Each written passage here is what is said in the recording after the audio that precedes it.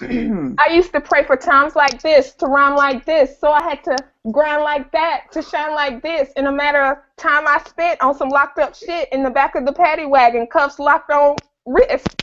See my dreams unfold, nightmares come true. It was time to marry the game. I said, yeah, I do. Welcome to the Real Drunk.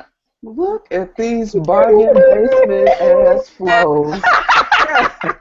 Listen, that was dedicated to Meek Mill. That is Meek Mill greatness. Did I not sound at least as good as him? No. Was there air quotes What does around? that mean? I could understand you though, so that kind of no fair.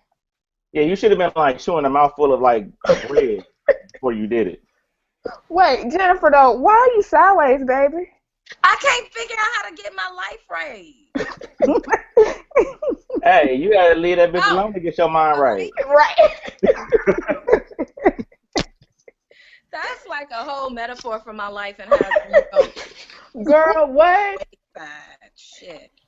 Oh, so welcome to the Real Drunk. The name of today's show is Wanna Know Why Black People Can't Be Racist and Other Drunk Discussions on Race. So let's get these introductions started. Liz, it's your first time on the show. And tell us who you are, where you are, and what you're drinking. I am Liz. I am in the great state of Texas in the wack city of Waco. And I am drinking, so this is how hipster I am, right? I didn't bring anything to mix with it. So I got a little lavender-infused lemonade and Kettle One going on today. Kettle One, good choice. Oh, you got the fancy stuff. Black people don't know Kettle One. Oh, you need to get to know Kettle One. We all need to know. Kettle One, where it's at. It is. You know, we still like Ciroc. Do we? Ma'am. Who is we? Define. I mean, your cousins, not us. Your cousins, them blacks, not us blacks. Oh, them Look at you. one down in Georgia. Look at you. Oh, goodness. Who's next? Jennifer, go. I am Cinda's mommy, and I am drinking Johnny Walker neat because it's been that kind of week. And Yes. shot. Hi, Reggie. Hey, Kia. How are you? You know, I'm doing all right. What you drinking? I am drinking my friend Elijah Craig. Mm. That sounds fancy. Is it fancy, or do I just not know any better? No, you just don't know no better.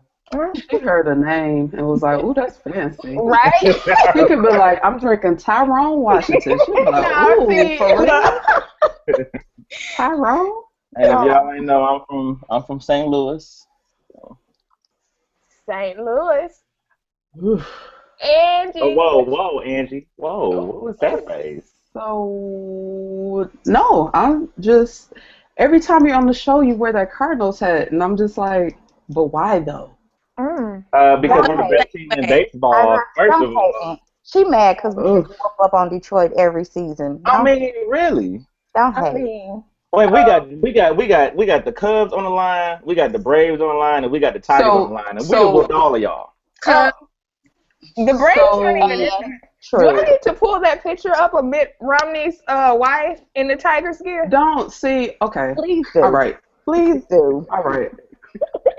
All right, we're not going to do that this Let's evening. just remind Angie where it really is. I've been tweeting Angie that picture since 2012 consistently. Every time I mention the Tigers, she tweets me that picture.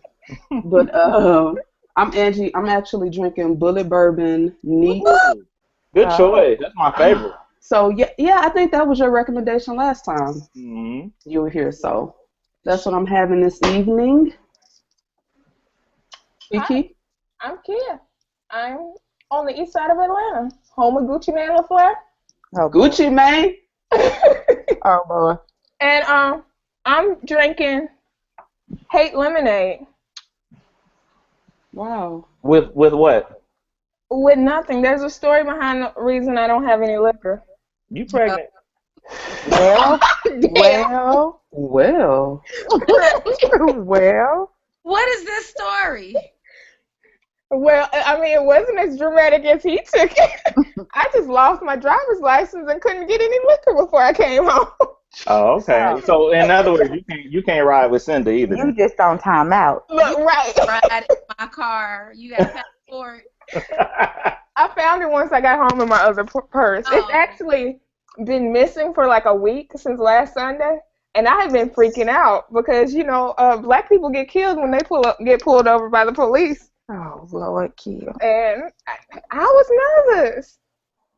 Was I not That's supposed to be real. nervous? That's real. Nervous is okay. So, Meek Mill released a diss track. He finally answered Drake.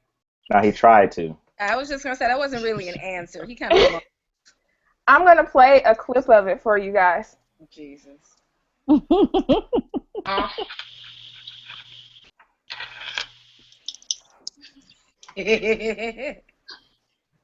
Hold on, y'all know. Yeah, that's about how it sounded. That's about it. If I can make it play, how do I make? Okay, here we go. Don't wanna know it. Funk man. I wanna know what turns you on.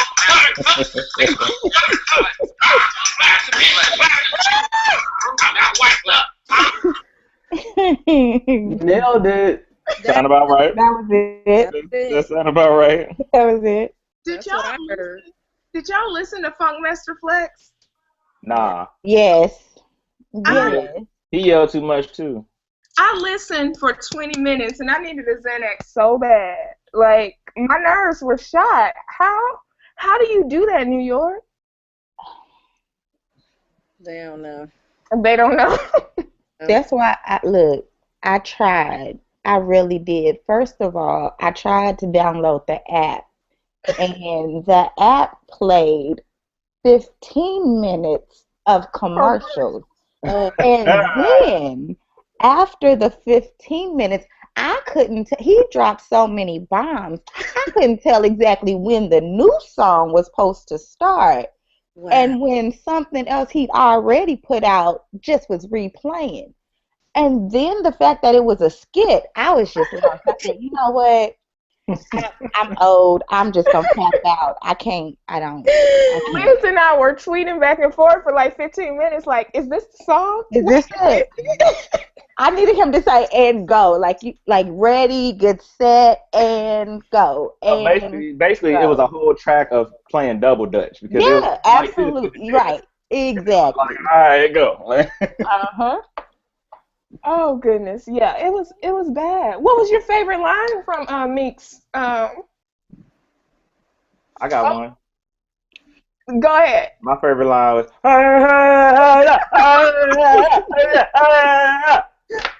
that was hot. I was gonna say when it ended, when it was over. Yeah, that's my favorite part. Now Mrs. Moody said, Funkmaster Flex, we don't. So New York does not listen to him. There's Okay. a petition. Truth be told, I didn't really know he even still did stuff. You know there's a petition now online. 10,000 people have signed it asking him to quit his job. No, ma'am. 10,000 people. That's a lot. But yeah. Wow. What do you do after that? Like, do you quit your job? Do you? No. He's been on the air for what, 35, 40 years? I mean, he's ready to retire anyway. He not going nowhere. Not 40. Not Well, 35 or 40 years, though. I'm just saying. How long has he been on? I mean, we've been out of school A for, long time. and he was on. That was his heyday. Damn. That was almost 2 decades ago. Well, now, wait a minute, kid. It wasn't almost 2 decades. No, wait a minute now. Well, it actually hashtag it kind of was. I mean, if you round up. Round, and you I carry mean, that all one. y'all older than me, so. Are we really older than you, Reggie? Mm-hmm. Mm. I think I might be the oldest. I'll take it. Look, I got called a Twitter elder today. Damn. Somebody stay calling you old. I didn't know how to feel about that. I was waiting on someone to provide me more information about the Biggie Tupac beef, the girl I was talking to was 5 when they died. So Oh, bless her heart. yeah, I was like, well, I was 14ish, so I think I'll take my memories over yours. Right. At the skating rink. And we all had to sit down. I remember where I was. I was at a Oh. football game senior year of high school when Tupac died. I was at a football game freshman year of high school. Yeah, y'all older than me. Yeah. Whatever. Reggie, you on the playground? Might have been. I was. Let's see. It was like 94, 95. I was 10. It was 96. 96. Yeah, Okay. 96. I was 11. I still might have been on the playground. Playing Like, you was gonna say no, it was 96, and I'll be like, oh, I was in college by then. So I was intrigued by the line, who peed on Drake? R. Kelly. I mean, I feel like that's the only justifiable answer. No, that would be the worst answer. But I mean, that would be the answer that most makes sense. Would it? I mean, he has a history of peeing on people. Okay. What other entertainer you know that peed on somebody? I don't know. Like, People have their own business. There's no judgment. We don't know. Look at Liz being all diplomatic. I'm just saying, you gotta let people live. You know, some folks do. Minister Liz. Don't do it. Don't. Well, the story goes, as reported by Julia Beverly. Do y'all remember her? She used to do, I don't know if she still does it, Ozone magazine. what magazine? Ozone. It was out of Miami, I believe. She just released a book on Pimp C. I don't know. So, yeah, she was a big journalist, white lady. She's been doing it for a long time. But she said that Tip's homeboy Cap, who I was right if you were following me on Twitter last night, he was on one of T.I.'s mixtapes between his first and second album. He was in jail for life for killing someone. But, yeah, according to... You're a real nigga. Right. Savage type. So according to Julia Beverly, they were at the Takers premiere in like 2010, and he was on parole. How you get out on parole? I mean, life with parole. He was out on parole. I mean, I'd be wondering too. And he was turning up. That was his first event with T.I.S.T.I. He was turning up, and the alcohol got to him. He had to pee, and Drake was there. See, So I'm wondering if it was one of those things where, like, it wasn't intentional. Like, I'm drunk, and so, you know, in my drunken mind, the best option is to just pee in the movie theater, except I have no aim now. And it got wet. You know what I'm saying? Like, I don't... Well, I mean, depending on where he was at, he probably could have had one of them, you know, stalls in his cell. So it wasn't like he was used to going to a different room. So he was like, look, I got to go. This is what I'm used to. Wash your feet. Well, you know? and the other thing to think about is, if you know that this man is out of jail from killing somebody, and he peed on you, like, are you really gonna do something? Right. He already killed somebody, and he done been in jail. That's right. There's a difference between somebody peeing on you and then getting somebody's pee on you. Like, those are two different things. Like, did he get pee on him? Did, like, it just, like, and then again, I just need to understand the How is your reaction going to be different with a drunk man who's like 12 hours out the feds? I mean, it's not, because I ain't gonna For do murder. Right. I accept drunk pee only because I have seen drunk worse than that. So I accept that when you are drunk and you have to go, sometimes you go.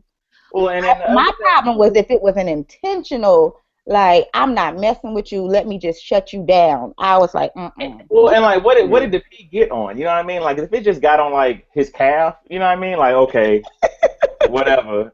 But like, if pee splashed like on his lip or something, that's a different story. But like, in what position are you? See. There's a lot missing here. And he probably took like, ha, remember that time you got peed on? Like the joke, how he peed on your little head. Something R. Kelly like. I don't see a grown ass man just standing there like, oh, he's drunk, keep peeing. No, that's not what me. Look, and he like 4 days too late, so fuck it. That's all he could come up with. No context. Don't nobody know the story but him. Inside joke. Ha. Nah.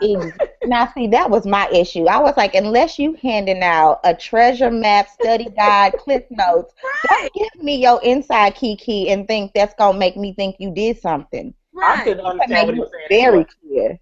Do y'all know who the winner of this whole beef has been? Twitter.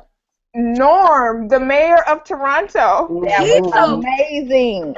Story. R. Kelly is he the mayor? Is he what? They call him something else, but I believe it equates to mayor. He's like the city councilor. Counselor. Yes, that's it. First of all, he is in everybody's beef. Everything. Everybody, and he's funny as He shit. is. Norm As hell. the G, and he like 75 years old. He's not even like 40 or nothing. He's 75, legit. Oh, he's older than both my parents. He told me this is why people hire ghostwriters. Listen, Whataburger tweeted and was like, get you some real beef. And I was like, pause. Your beef ain't real. Don't even try it, Whataburger. Now, it'd be different if you was Chick-fil-A and was like, we use real chicken. But your beef ain't real. I had problems. I had problems. White Castle tweeted today. I saw the White Castle one. No, ma'am. They nailed it. White Castle said, it's okay, Meek Mill. Maybe beef isn't your thing. Hashtag chicken rings. With a picture of the chicken sandwich. And then Rosetta Stone was like, if you can't understand them, maybe we can help. I didn't see that one. That one. That one took me out. Okay. We've never seen beef like this before because even with Biggie and Tupac, it wasn't mainstream. It was just hip hop. Yeah. But everyone is coming after me. That has to be difficult. It's amusing. I'm amused.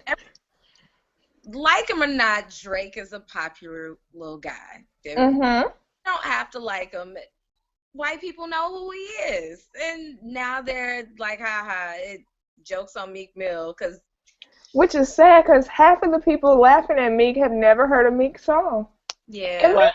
But the other side, too, is you got to realize is Drake is arguably like the biggest name in rap right now. Mm-hmm. Whether he writing his own shit or not, whether he's singing or rapping, he's the biggest, one of the biggest names in music entertainment, period, right now, right? And so Meek, like nobody knows who the fuck Meek Mill is aside from Black Twitter. Right.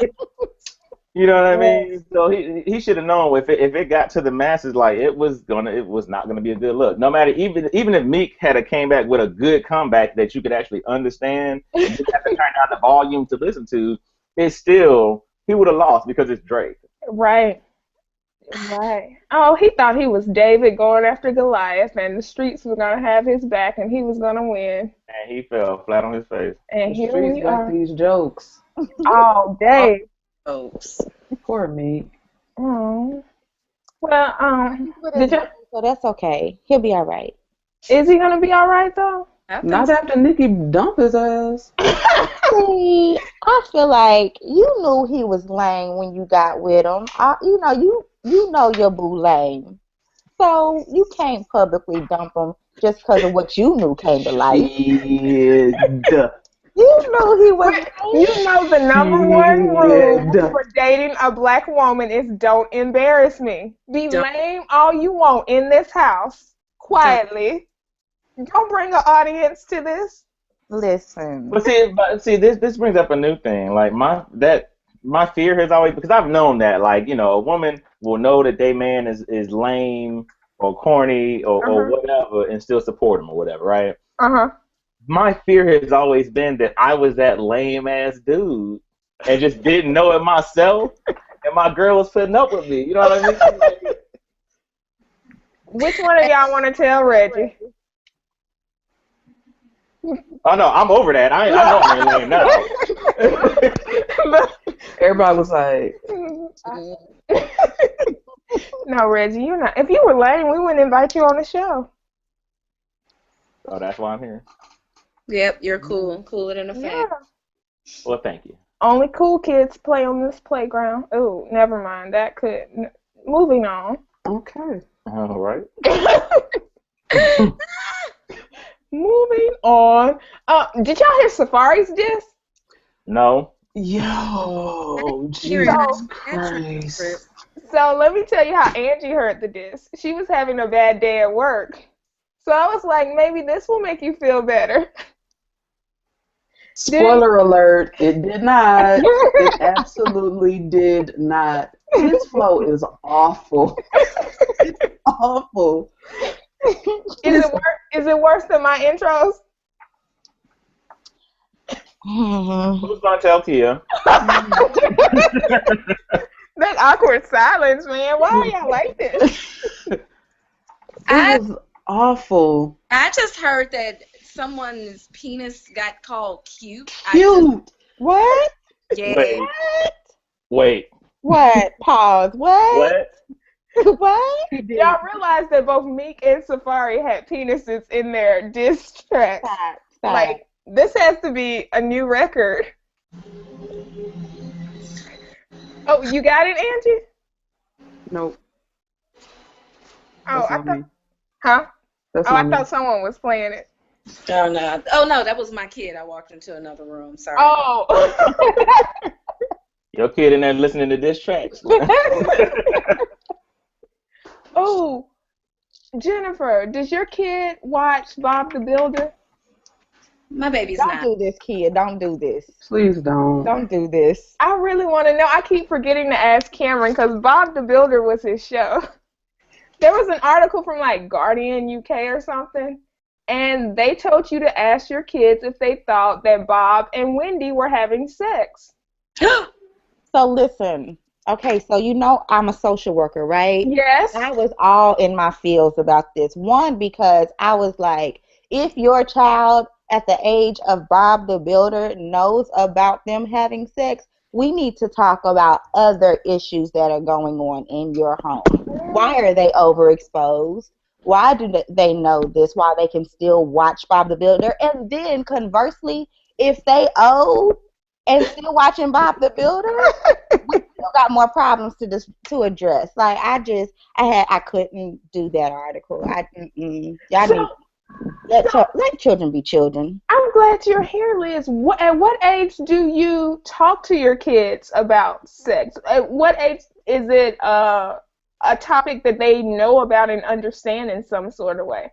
Well, I think it is an evolution in a conversation. So you start with sex being knowing body parts and things like that, and then you move the conversation into these are my private areas, and this is what happens if somebody touches you inappropriately. And then when they are old enough to comprehend what you're talking about, at whatever age they ask about it, you just explain it in the way that they can understand for that age.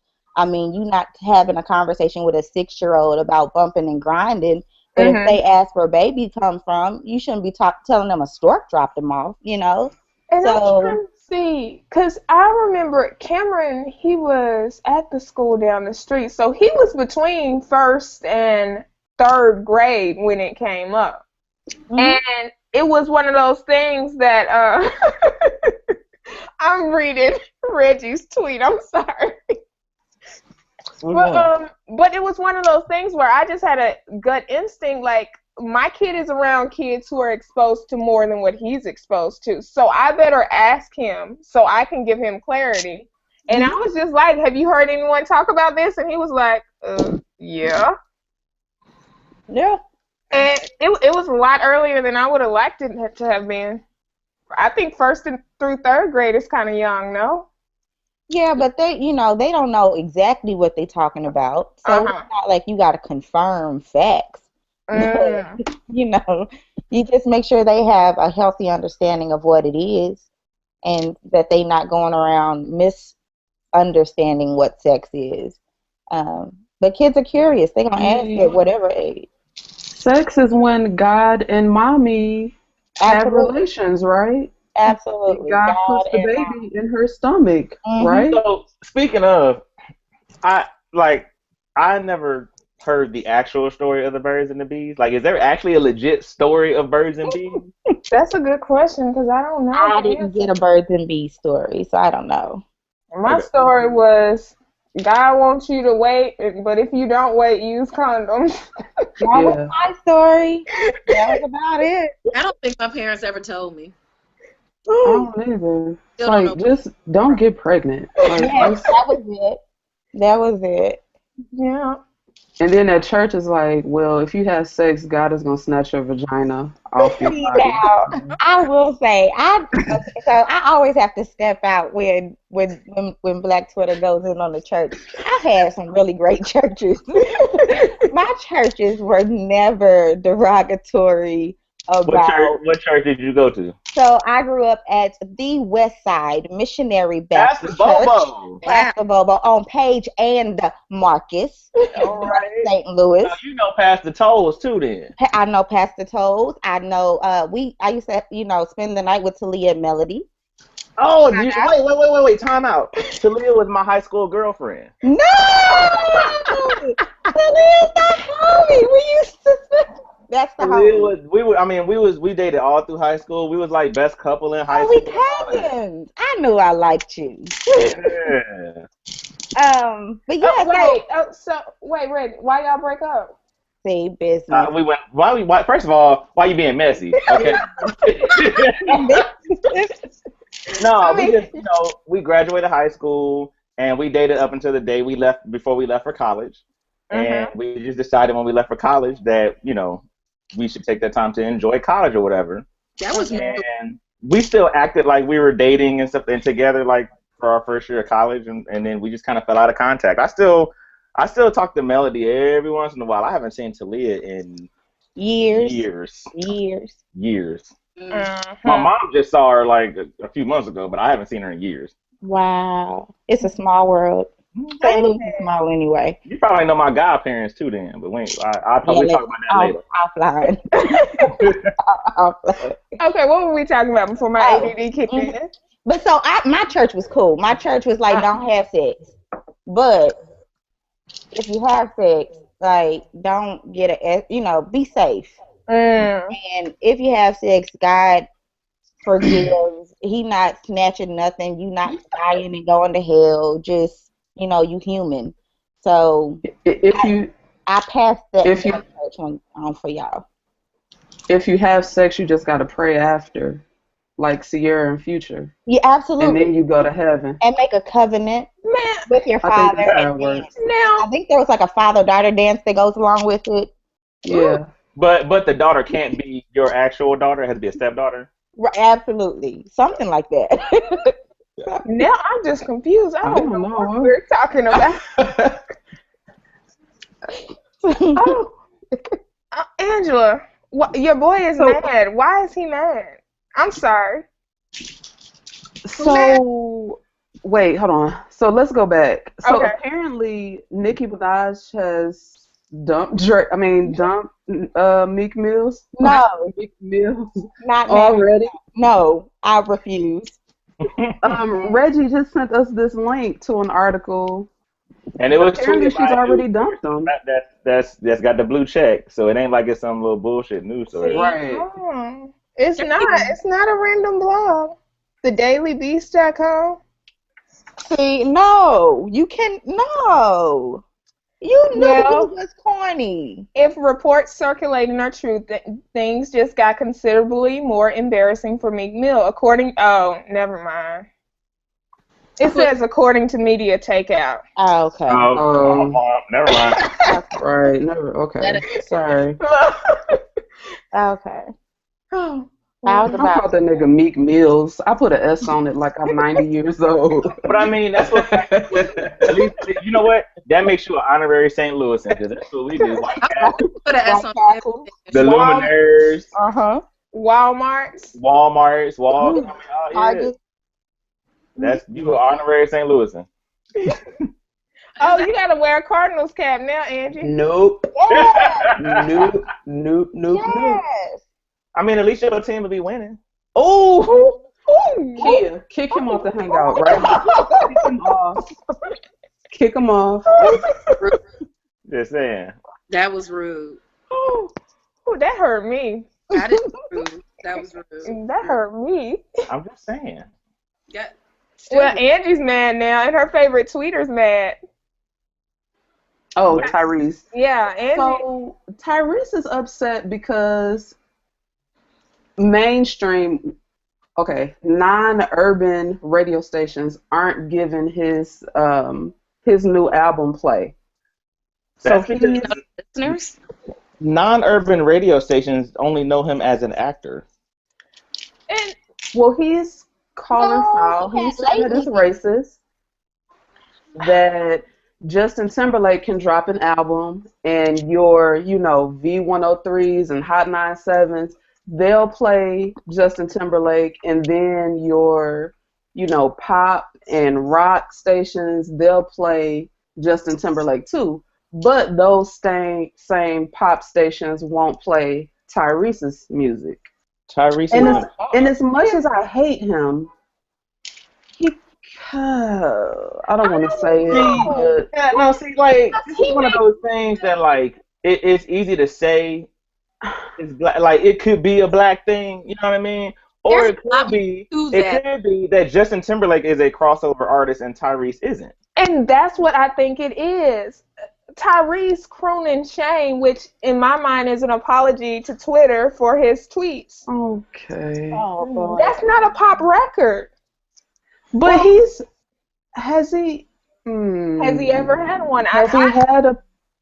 I don't listen to his albums. I hear what they play on Black Radio. He does not have a pop song. He doesn't have a crossover hit. But I do feel like I think it's more capitalism. Like this album he did independent, right? Wasn't this one independent? Yeah, I think so. So I feel like you can't really expect the same type of welcome that someone who has a big machine behind them pubbing their stuff can, just simply because your stuff is quality. We know a whole lot of artists that are quality that don't ever get recognition. So part of it is like the capitalism behind the industry. You just got to have folks that'll move your music. And I don't think he had it for this album, even though I think they were saying this was one of his better albums. I stopped listening to him after he got off the bus singing for Coke. So. Well, damn, that was at the start of his career. 30 years ago. Listen, I was done with Tyrese after Baby Boy. That was horrible. Now, I love Baby Boy. Baby Boy is a cult classic. Oh Okay. my gosh. It makes me itch. Yes, and but even then, Tyrese can't compare himself to Justin Timberlake, right? Justin Timberlake has been a superstar for a long time. All his days. Okay. A pop artist before he became. He crossed over. Mm-hmm. He crossed over into R&B and not the other way around. Right. Okay. He also. Oh, go ahead, Jennifer. I'm done because I don't like Tyrese, and I'll say. He also mentioned. To be fair, he also mentioned Robin Thicke, who I would say is more R&B than pop. No, but he started. Robin He started on the bike with the long hair Jesus. And I'm trying to. But was he getting radio plays as Jesus though? And here's the thing. I don't disagree with the phenomenon that Tyrese is speaking to. I don't think it's happening to Tyrese. Right. And I think that happens a lot where it's easy to say, ooh, they don't like me because I'm black. And yeah, you may be black and they may not like so-and-so because he's black, but they just don't like you because your music doesn't fit their box. And does Robin Thicke get that much play on pop stations? No, Other than- not until that last song. Other than the Marvin Gaye song that they sued him for. I don't know if... And Robin Thicke did crossover too, because his first song that when he blew up after he cut all his hair off and all that shit was on a Lil Wayne song. Oh, he did. On Shooters. Yeah. Yeah. So I mean, he was introduced to black people, he was he was introduced to urban radio. Mm-hmm. But Tyrese never had that introduction to pop radio. We also can't neglect the fact that black folks accept all kind of music. Like if it's good and quality, we gonna listen to it and we gonna pub it. Everybody is not like that. So you gotta, you can't look at it like, oh well, I can't get any crossover play. You right, but if you come in this way, like if you go from pop to urban and we like it, we gonna listen to it. It don't matter what your race is. Black folks like good music. We gonna listen to it. Black folks can hear. I mean, we're like that shit lit and listen to it. Yeah. I mean, Angie caping for she is I know, caping and for I Tyrese. hate it. I am sitting up here caping for Tyrese. I don't like him. I think he's stupid, but like, I think there's a conversation to be had about other stations to play black artists. I just wish that he didn't wait until it was his album to wage this war. You know what I'm saying? Because I feel like there are other artists who could use the exposure more than Tyrese. Like he has his fan base, he's gonna sell, he's gonna push units, but I don't know. What's crazy though is Tyrese really doesn't even have, like, you would think that the fact that he's been in all of these Fast and Furious movies would help him get some sort of crossover to white people, but he hasn't made the attempt to capitalize on that. Like, there's a singer in the movie. You're a singer in this movie, and you don't have a song on the soundtrack? Oh, see, I stopped watching after Fast and Furious 2, so I didn't even realize. Oh, that. So Fast and Furious, right? Fast and Furious 2 was kind of stupid, and then Tokyo Drift was like horrible, right? But after that, they actually got pretty good. Yeah. Compared to like Fast and Furious 2 and Tokyo Drift. You know what I mean? Like, they're totally different movies. Right. Like Tokyo Drift would be like Batman versus Robin back in the day. And back, Fast and Furious 4, 5, 6, 7, how many they got would be more like Dark Knight, how they're more serious. You know what I mean? Like they have comedy, but Time out. Reggie, you just sent me this link and got me all excited. I was about to do a breaking news thing. I got a tweet from Reggie that said Frank Ocean finally dropped his new album. I clicked the iTunes link. Do you know what it goes to? What? What's it go to? Can y'all see this? No. Oh, man. It is freaking Chingy. Man. How about this? Chingy's Jackpot album. Right. Look. But how about this? How about I saw that tweet and I didn't even click the link because I don't care. There's that. Sorry, Frank. I don't care. I don't even know what the hell Frank be talking about most of the time. Frank don't know all the time. Frank, he need to go sit down somewhere. I want him to get a hug. Can we petition to get him a hug? I just want him to smile in a song. A singing voice? Well. And we gonna leave that. So, who is a black artist who y'all feel should have crossed over to pop but hasn't? Ooh. Nobody. Why we gotta get up our good shit? Why is it so important for them I think it goes.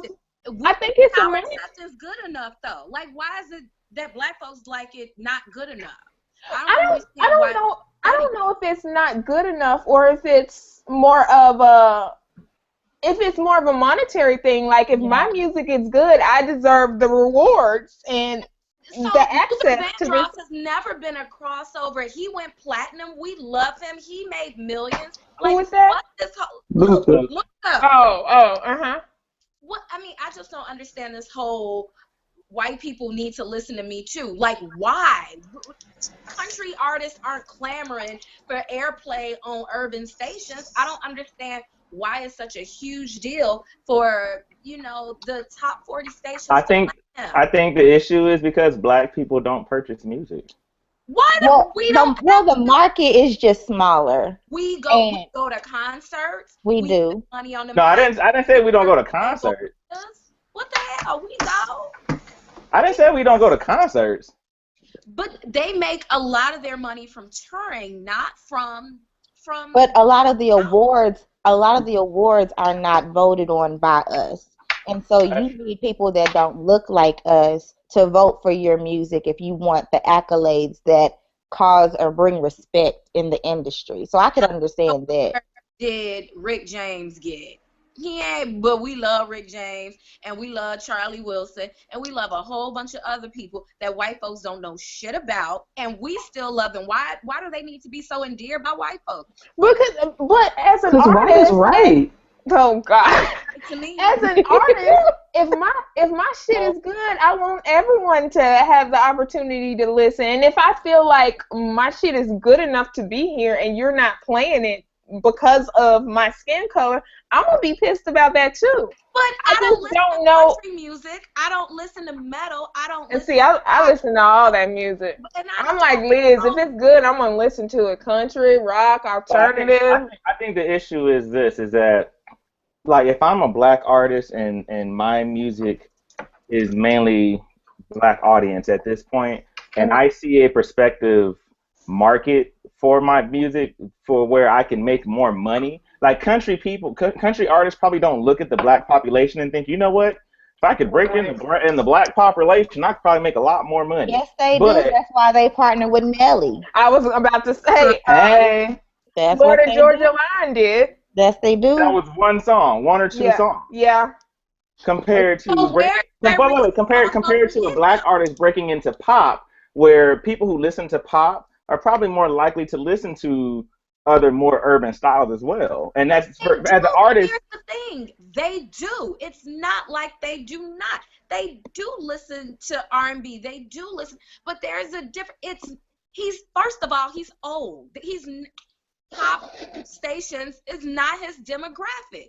I don't understand what they didn't grow up listening to Tyrese, so they don't have that whole familiarity thing. He's not making music that caters to what they want to hear, like Usher. Usher gets pop play. Usher gets pop play. Yeah. He has crossed over. He caters to them. They like his music, and that works. But he has done something besides make the music that we love. He's not making straight classic soul R&B. Tyrese is, and soul R&B artists have never, ever been super successful. It's not what they do. They just don't cross over like that. For him to think he's some phenomenon, first of all, Tyrese, no, you're not. You regular. Shut the fuck up. Well, y'all know what? Jennifer really hates Tyrese because we weren't even talking about Tyrese anymore. Right. I'm sorry, it's been building up. What we move on to? I've been letting it brew. No, we were just talking about the bigger scope of black crossover artists. Well, we felt like you needed that vent, so we let you. I appreciate it. You look a little lighter now. You know what I mean? Like a weight is off of your shoulders. You're right. You might be right. Pour me some more drink. Jennifer's about to pull a Nas diss track talking about fuck Tyrese. Twinkle toe. Ho. Look.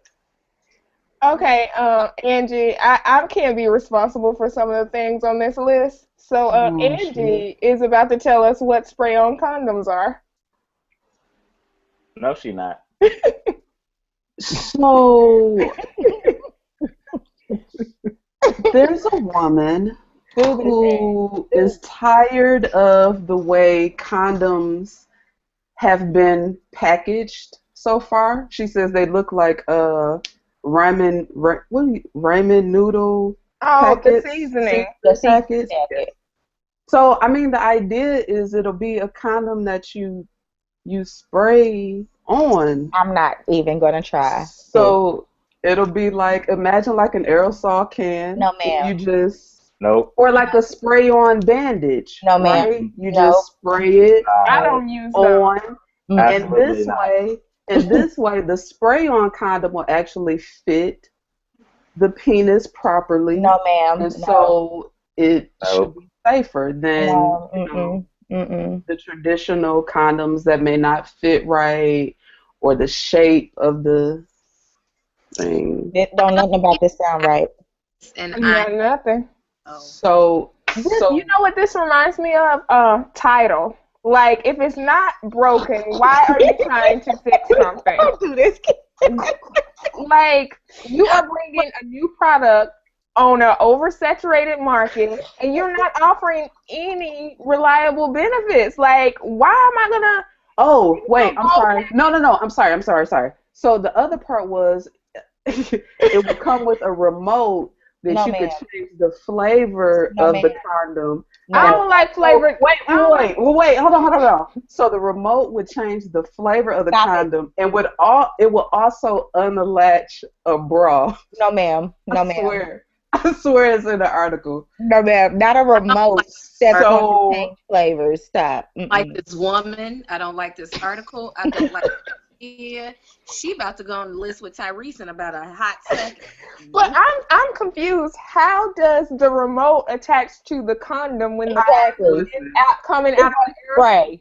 Right. No. And how good is this for the environment? Because you learned in elementary school Earth Day that aerosol cans were bad for the environment. And what happens when an air pocket comes out instead of this condom? Like, do we know? Like, And this, No. See, okay.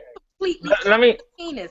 How many cans does it take? What if my man is big? What if we gotta use 4 cans? see, Wait a minute. So but here, let me tell you from a guy point of view. who's supposed to spray this, Eric? Hold on. Okay. So wait. So there's a small hole. Like, what does, hold on. What? There's a small hole on a penis, right? What if the like? First of all, how do you know when the shit go bad? Does it come out in clumps? Second of all, you're putting like a rubber coating on my penis, Right. and Is then this what if it doesn't? What if it doesn't come off, and then I gotta pee? Right. Right. How do we know when it has drained out? Do we know when it needs to be replaced? Like, how do you know? Like, Do you after have to each wait time, for it is there a to new dry? coat? Like, what? Where does the sperm go? Does it have the little baggy thing? See? But when does it dry? How long does it take to dry? 'Cause it would take condom 2 to 3 minutes. So is But, like, I remember that. What if, like, so when you go soft, like, does it like just shrink with?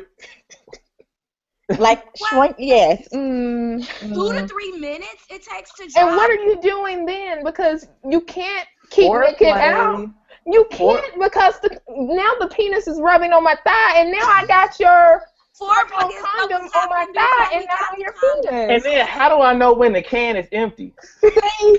Hold on, is it color? Like, is this like spray paint? Or Right, like, do we change colors when it colors? dries. And Okay. speaking from And a if it trifling is female's colored- point of view, I'm just gonna pull out the oil sheen and get pregnant by See, no football ma'am. player. So No. here it is. Here we go. Okay. And then it Wait, hold on. like, Here we I go. hope they don't sell it in red. Okay, Reggie. Like, I'm just saying. you took it too far. No.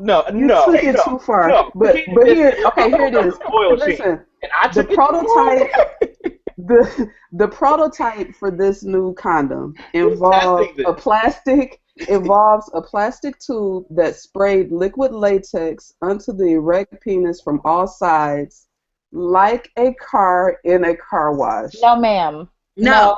So You you know stick what the the penis car in the can? Not penises. No. So So you stick the penis in the can and hit a pump. no, I guess it comes with the tube.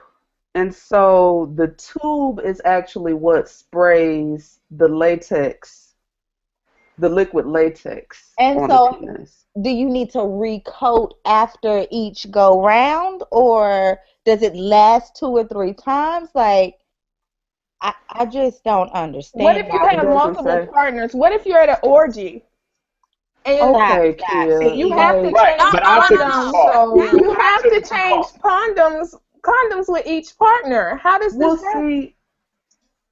Okay. How does it come off? Does it roll off like a regular condom?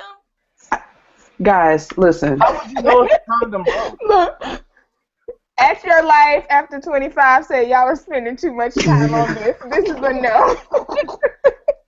So many questions. We got a lot of questions here. Very I Someone think she else, needs to go back and try prototype number 2. I thought someone else said something about the condom. I can't find the tweet now though. I don't know. Daisy5730 said, "Don't shake, baby boy."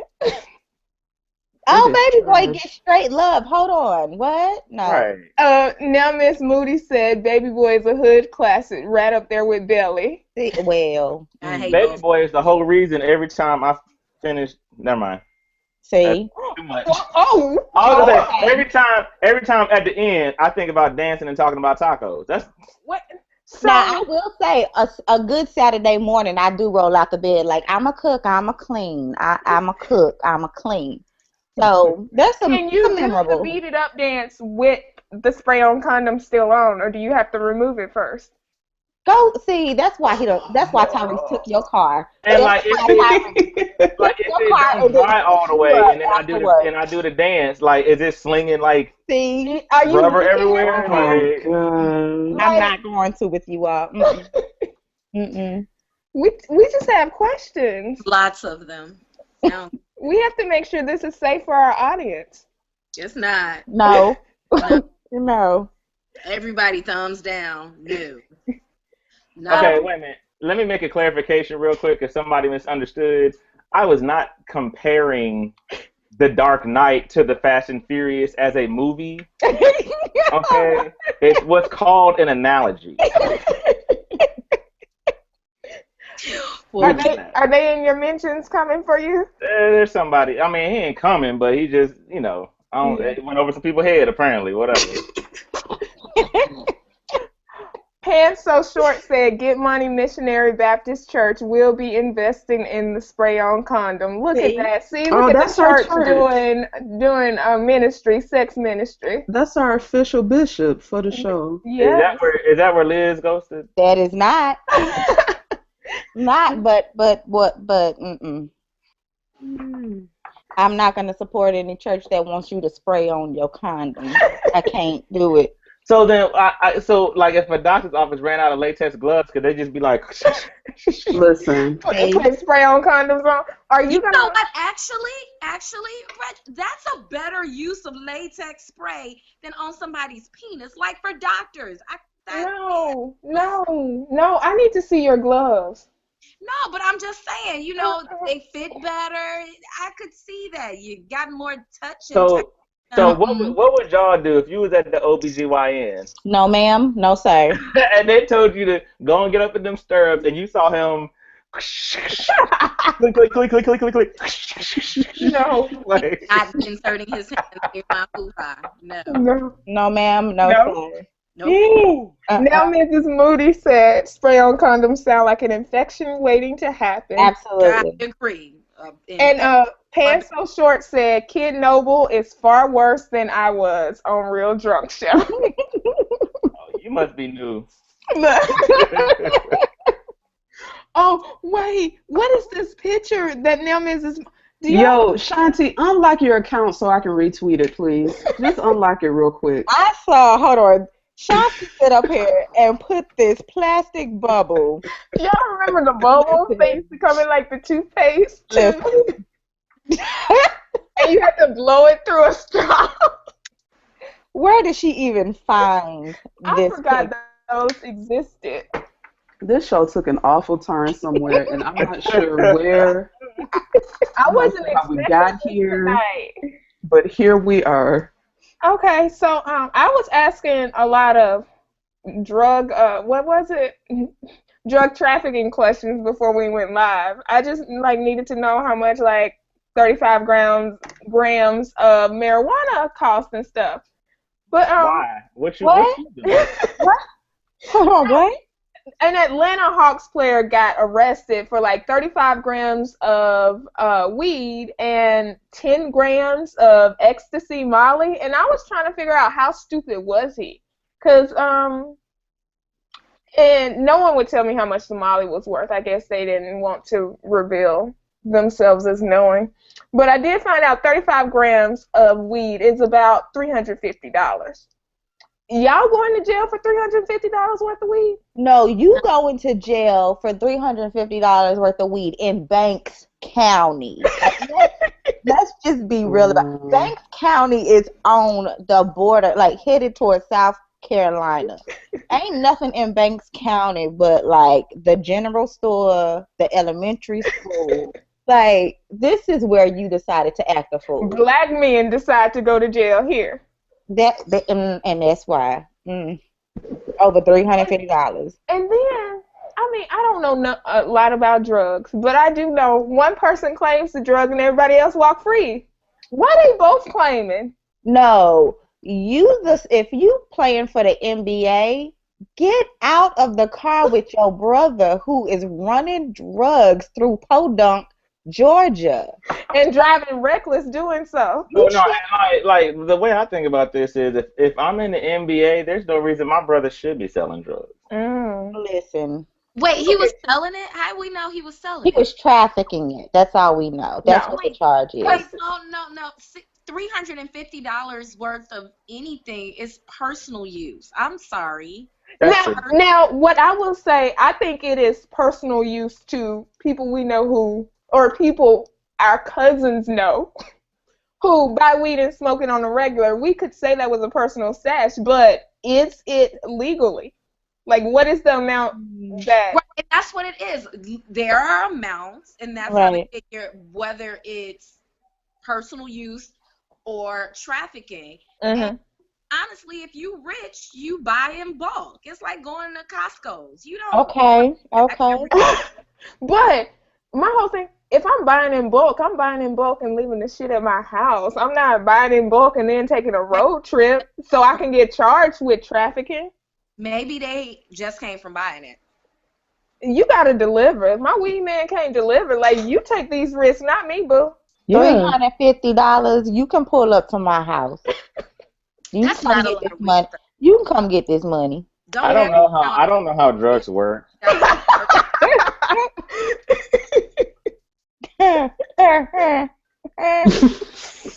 don't know how drugs work. You know what though? That is what every black man says to me. Like, I don't know what you're talking about. Whenever I ask these questions publicly. I just feel like we've got to be smarter than this. We just have got to be smarter. You would think the NBA would have a network set up so that when I'm in LA, I can pull out my little black book and call the LA weed man instead of trying to go from Georgia to LA with my own personal stash. That's true. Like, I just feel like I'm giving away game for free. I should be charging a consulting fee for. Man, look, if I was in the NBA and I was making millions, I'd just fly to Colorado whenever I felt like it. Yeah. And not have to worry about this. I mean, you can get a flight to Colorado for $350. Probably less. Look, she didn't check. She's like, oh, I know. I'm on Expedia right now. Or ticket, something. Or your weed man could deliver. You right. I'm not gonna be in the NBA pulling up on Bankhead to pick up my weed. I'm not even, no. And I'm definitely not doing it out in Podunk, Georgia. No. So back in my marijuana smoking days. Yesterday. I quit when I became a mother. But I have never transported weed in my vehicle. It always arrived at my home, and it never left my home. I always arrived at homes in which weed was available. Like, we wasn't riding around. I don't know how it got there. Magic. I don't know. But all I'm saying is, when you make a whole, and I wasn't even making a whole bunch of money. I was a teacher. But look, I don't understand how celebrities get caught doing it. Like, I don't understand how people do just smoke weed and then go in public. Like, okay, let me frame this, right? What I mean is this. So I'm at work the other day, right? And this group of, and I hate to say it, this group of black dudes walked in, and I work at a certain store that has a big fruit sign on the front of it. Jesus. Okay. The pear store. We get the it. whole damn store smelled like weed. The whole store. And my particular one is in a mall. So like y'all just walking around the mall smelling like weed. Like, but you never know how high you are. That's what my friends tell me. People who smoke weed, it's like the more weed you smoke, the less aware you are that you are high and that shit smells, and you really think you're functioning normally. You really do. I so normally. Weed story. So me and my friends, this was like the time, like the next to last time that I officially smoked. We were at my friend's house. She lived in the basement apartment, and we smoked. We're good. We're great. Another one of my friends works for an environmental company. She was like, "Hey, y'all, I got some Tyvek suits in my car." We like, "What? Go get Tyvek suits." So we were walking around in Tyvek suits, playing laser tag with our finger gun. Yes.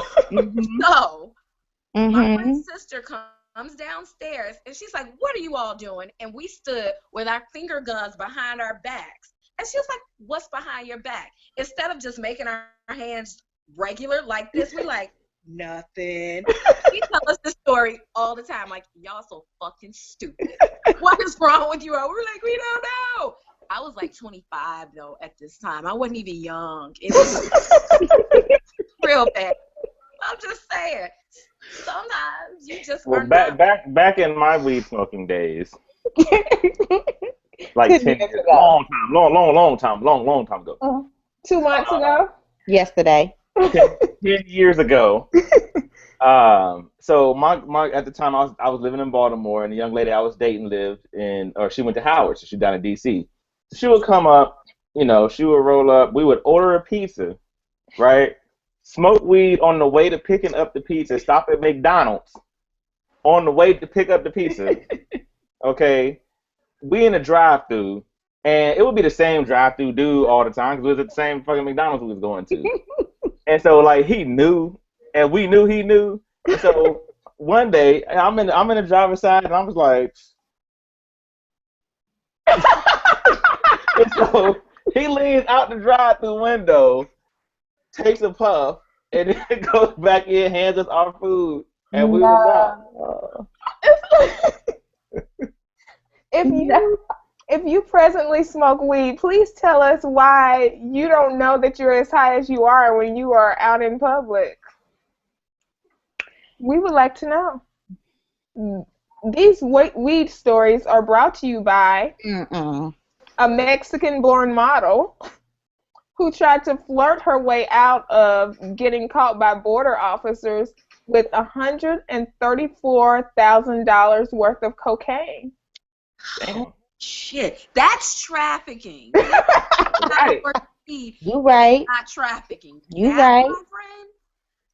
Oh they took her car apart. She had a nice little Mercedes.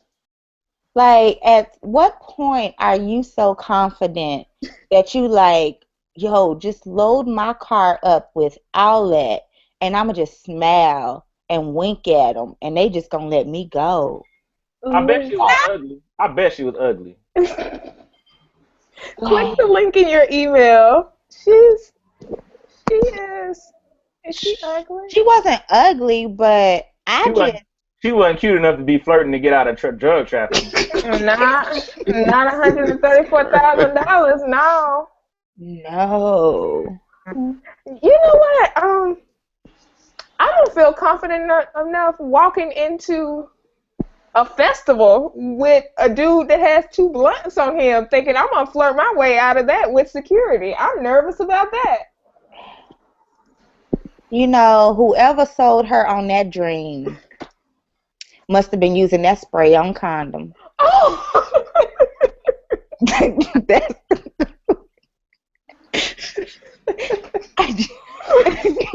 Listening to Tyrese. listening. Uh-huh. And rolling through Banks County. Like, all of this is Just all bad. Well, ladies, don't try that. oh. Don't try to spray on condoms and don't Because you're not that cute.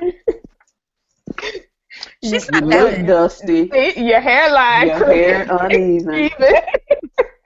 Just relax. Ooh. Buy your drugs once you arrive. She had to be so high when they came up with that plan. That's Like, worse than like putting it in your vagina and going across the border. Like So look, I watch Locked Up Abroad a lot, and they just do it for the money to get a vacation. This lady and her friend got caught in like Thailand. Mm-mm. I don't want to be in an American prison. I definitely don't want to be in a third world country prison. no, that's not gonna happen. Like, my thing is, you got bricks on bricks of cocaine with you that you trying to smuggle, and you tried to flirt your way out of trouble? So she was flirting, and then they found the weed. She wasn't flirting like, oh my god, Oh, okay. a coke. Like, Well, she was just a dumbass then. You're supposed to be like about business. Like, let me go. Why are you doing all this? She wasn't a fan. No, Real she quick. excited. Like, oh my god, hi, how are you? See? They like, what's wrong with this bride? Man. Yeah. And her little car looked like a broke down transformer. They tore it all the way apart. Yep. Wow. And she gonna be in jail. Whoever she's transporting it for, they not going to jail. They like, let's find another mule. That's right. So since we're talking about drugs, I was listening to Jay-Z the other day. How do you bounce back from losing 92 bricks? Listen. Because he only had 13 bricks and I was 134. And if my math serves me correctly, that's like 9 times more. What's 9 times? You know, when you have a ghostwriter. Don't you do it. Don't come for Sean. We're not doing that. No, don't get me wrong. Jay is one of my favorite writers. And I mean, he my is favorite rappers. He used to ghostwrite Emil and Foxy and all their stuff. And where are they now? I mean, they had some tight verses when they were there. He was ghostwriting for Mrs. Bleak too. Jacinda's gonna come say hello. Why you do that, Reggie? What does that mean? You just put your head down. Go away. Hi, Cinda. Hi, Cinda. Hey. She left, y'all. Okay. Bye. I tried to talk about ghostwriting this morning. Apparently, women are not capable of discussing rap because we don't know anything. I mean, your vagina stops you from understanding rap. I thought you got that in the sports and in the female weather. Stay in your place manual. Workshop. Yeah. Yeah. Apparently, I thought that being a person who has listened to rap since she was, I don't know, a child. Mm-hmm. Nah, that don't count. 25 plus years of rap aficionado-ness would assist me in being able to have a conversation with people about rap. But apparently I got too emotional and my views about ghostwriting was You didn't read your handbook. I See, the views are stored in the balls. The hand well. Yeah. And that's right. That's why when we listen to rap music, if we chilling like sitting in the chair, We usually holding our crotch. That's why you think rappers. Why you think rappers hold their crotch while they rap? Because it comes from their balls. And see, if you use spray-on condoms, it like messes up the system, so you don't get the hip hop signals like you should. And you start rapping like Meek Mill. Well, that is what went wrong with the diss track. Spray-on condoms ruined it. Yeah, it's all full circle. I like when that happens. We can't talk about those activities. Clearly, Sean works with the right people. That was your life after 25. Got it. So what were you saying about ghostwriting that they didn't believe you knew what you were talking about? That ghostwriting is not a new phenomenon. It really ain't. That ghostwriters have existed, and that a rapper can still be a rapper if he does not write his or her own raps. That you can exist in the rap world without ever have penned anything and still be a rapper. And then someone called himself, he was trying to prove his point about Dr. Dre not being a rapper because Dr. Dre didn't write his own raps. And low key, Dr. Dre didn't do his own beats. But okay. You know what? I've actually never heard that. That's interesting. I mean, but can I come for one of y'all's favorites? Nope. It better not be my favorite. Who you coming for? Beyonce. Don't you know? You better stop it now. Don't you? Close it. We're done. Like, whether it's true or not, I know not to just come for Beyonce. Like, all I know is that them high folks better not be on my in my mentions. Don't send me. I'm sitting in front of a fan right now with my hair blowing like Beyonce, and you gonna try to come for the queen? Nah. Wait a minute. Do you see the golden glow across her forehead right now? Right. I'm just saying, hip hop has a weird fascination with what is authentic, and ain't none of them niggas real. Yeah. None of them, except for Bobby Shmurda. At some point, people have to remember that that's why it's called entertainment. Exactly. You know, we put on different personas when we get paid for what we do. And hip-hop is the only form of entertainment that black people try to require realness from. Like, absolutely. Realness. And it's as real as your fake Hollywood age and your fake Hollywood name. And, I mean... Oh, my God. Okay, so your life after 25 said... Beyonce writes good ad-libs because she can spell them. Oh, let me block. No, ma'am. You're about to get blocked on this evening. Block. I'm not here for it. What we not gonna do? Hey, fuck, that shit was funny. I'm sorry. The educator in me does not allow for illiteracy jokes. It's not funny. Oh, and wait, you don't laugh at Floyd can't read jokes? No. You don't laugh at Tyrese tweets when he fucks some shit up? Well. But that's not because he's illiterate. That's because he's fucking stupid. Those are two different things. I laugh at Floyd is illiterate jokes. I feel like all the women that I have heard these songs, so... You know, we gotta do it, give and take. No, I should stop. I'm a horrible person. Yes. Do we know for a fact that Tyrese is literate? No. No, we don't. We have no proof. Okay, I was just asking. I don't believe he is. Well, I mean, I'm just saying. You know, they say typically when you read a lot, you write better. Can you imagine what his song books look like? Like his notebooks that he used to write songs. I just imagine it's a bunch of crayon and.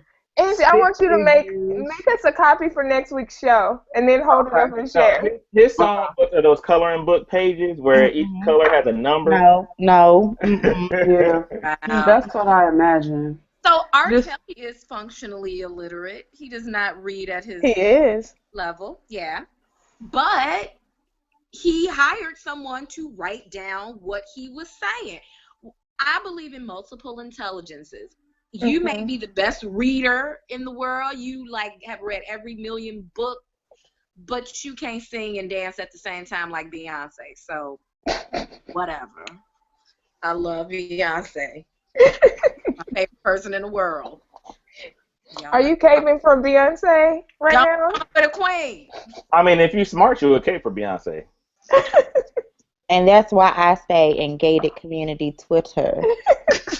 So you don't have to deal with these issues? I do not and will not. That's why I stay in unknown Twitter. Oh, whatever. Reggie acts like he doesn't know he's a Twitter celebrity. Nope. Nope. I'm going to leave it alone. Nobody knows Twitter celebrity. See you later and tell you about yourself. Ain't nobody. I'm a normal person. Well, Okay. Reggie, you actually became a Twitter celebrity about a year ago now, right? About a year ago. Sorry, I apologize. I don't know about a Twitter celebrity, but yeah, it's probably a little over a year ago when I got to a certain point in followership. Oh.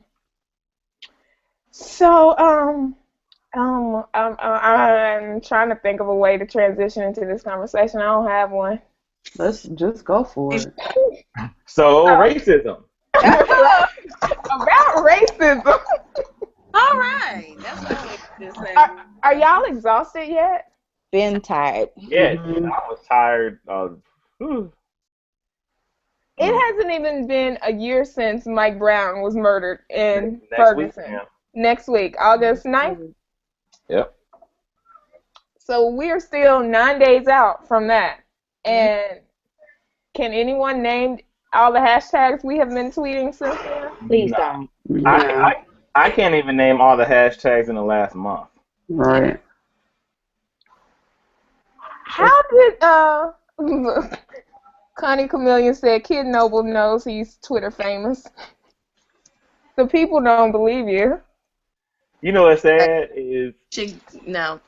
I run into people, like I've had people recognize me in the airport and other cities. Like when I was in Atlanta last time, I'm in the airport and I know a guy from St. Louis who is in Atlanta and he works there, but I've never met him before. We're in like a group chat of like poetry writers. And he just comes, and I know he works at the airport, and he just comes walking out of the terminal, and I'm like, that look like that nigga I'm in that chat with. And he walked, like, I was in Atlanta, and he was like, Kid, no. I'm like, damn, like, that happened in Chicago when I was up there for the read. Somebody was like, I just got a random tweet. Hey, I think I just saw Kid Noble. What? I don't even, like. Has that ever happened to any of y'all? Oh, no, you know. Look, you in gated community. Yes. Twitter. I ran into a girl in the grocery store, or people will. It's usually connected to school too, where I went to school, and they're like, "Hey, Kid Speaks," and I never recognized anyone. Like, I'm horrible. I sat in the room with Keisha Knight Pulliam in college for like 45 minutes, an hour, and then I was like, "Wait, that's freaking Rudy." Mind you, there were 4 people in the room. Oh, God. Wow. And I was like, wait, this is Rudy. I never recognize other guys because I don't like make it a habit of enlarging men's avies. And so like I'll have dudes walk up to me and it'll be like somebody I talk to every day on and I will not know who it is. I'll play it off. Oh, what's up, fam? You know, funny. Yeah, that was funny. Now you just gave away your secret. Everybody like, hey, it still gonna work. And have you ever been recognized? Oh yeah, I have. Someone recognized me from Real Drunk Show. I was at a work function, like a workshop, and the girl was like, "I know you from Real Drunk Show," and I was like, "Really? Okay." Wow. So, but has anybody ever been recognized in another city? What's that? Recognized? No, I've never been recognized outside of Atlanta. Yeah, see, I've been recognized in like that's how you 3 different Twitter famous. That's how you know you Twitter famous. It's weird. We just regulars. I'm regular. I'm regular. Oh. I'm a regular person. Great, baby. I'm a regular person who uses paper plates. And when I don't feel like cooking or spending a lot of money, I go get pizza from Little Caesars because fuck y'all. You know they're gonna call you broke boy on Twitter. I never proclaimed to be rich. Oh, some people's body parts are Instagram, Twitter famous, but dudes wouldn't know their faces. You right. Well, damn. Yeah. You know, somebody tweeted the other day this video of this like Hispanic looking chick dancing and was like J-Lo still got it. And I looked at it and I looked at the girl dancing and I was like, that ain't J-Lo. That's this girl who did like twerk training classes with Christina Milian. I don't know her name, but you knew that dance. I saw her. No, I recognized her body. You been looking that hard, Reggie? Well, no, I mean, she on her Instagram, she routinely uploads pictures of her dancing, and you don't see her face, but you can recognize her dancing. But he can't recognize guys he talks to. Right. Let me explain something to y'all right quick. Right. So every one of y'all's male friends can identify you just by a picture of your ass and cannot even want you. But I can identify every one of my female friends by what their body shape is. If you show me a silhouette of them, oh yeah, that's so and so. That's probably so and so. I'm trying to figure out how I feel about this. I know. I'm trying to figure out why I don't even think about this. Angie's trying to figure out if she's a perv. As Reggie. I'm trying to see if I'm going to admit it, but if I'm going to admit it, okay. I'll admit it for her. So he's telling the truth, Angie? He might be on to something. Really? Yeah. Like, okay, if you showed me pictures of 4 of my female friends' ass, and okay, see, there it is. All right, never mind, Reggie. Because you took it. And you gave me 4 names. Most men could match the right name with the right ass. It's just a thing. We gotta play this game next time Reggie is on the show. No, we're not gonna play that game because you're not gonna get me in trouble. Send us pictures of your ass. That's what we're saying. Is your Reggie's phenomenon though? I mean, are people agreeing with this? Like, this really happens? Your Life After 25 said man logic versus woman logic. Men don't need our faces. And there is some truth to that for some men, and that's why you will see some men who are dating a chick with a fat ass and she's ugly as fuck. Well, no. We'll see, Reggie. Okay. Well, all right. We were here at first. Like, I was there with you, and then you know what we were? We were on racism, and we had moved from racism to fat asses. We weren't ready yet. We weren't ready. We weren't. I think it's because we legit are tired. Yeah.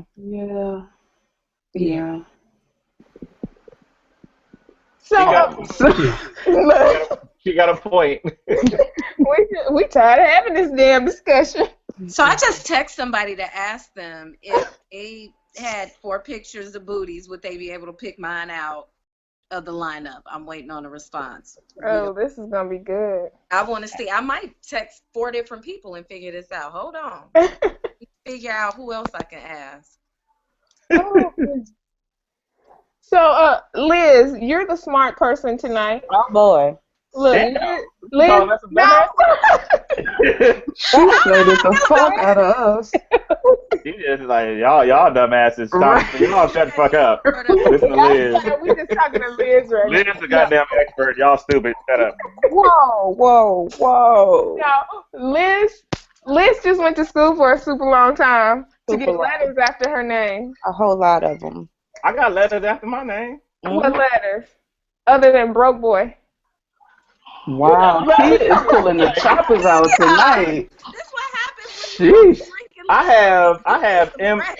have M.A. to the 2nd power after my name. Right. I've got like a couple of letters after my name. I have M.A. too. Angie, don't you have M.A.? And I got 2 Roman numerals after my name. So my name can sound intelligent. Okay, look, I'm just saying. All I was trying to say, because everyone who comes on the Real Drunk Show comes here because they are intelligent. I mean, you don't see us inviting. Clean it up. Don't do that. Don't do that, kid. Kid, don't. Please don't. Don't. Please don't do it. Everyone is here because they are intelligent. Liz just happens to have a PhD in social policy and administration.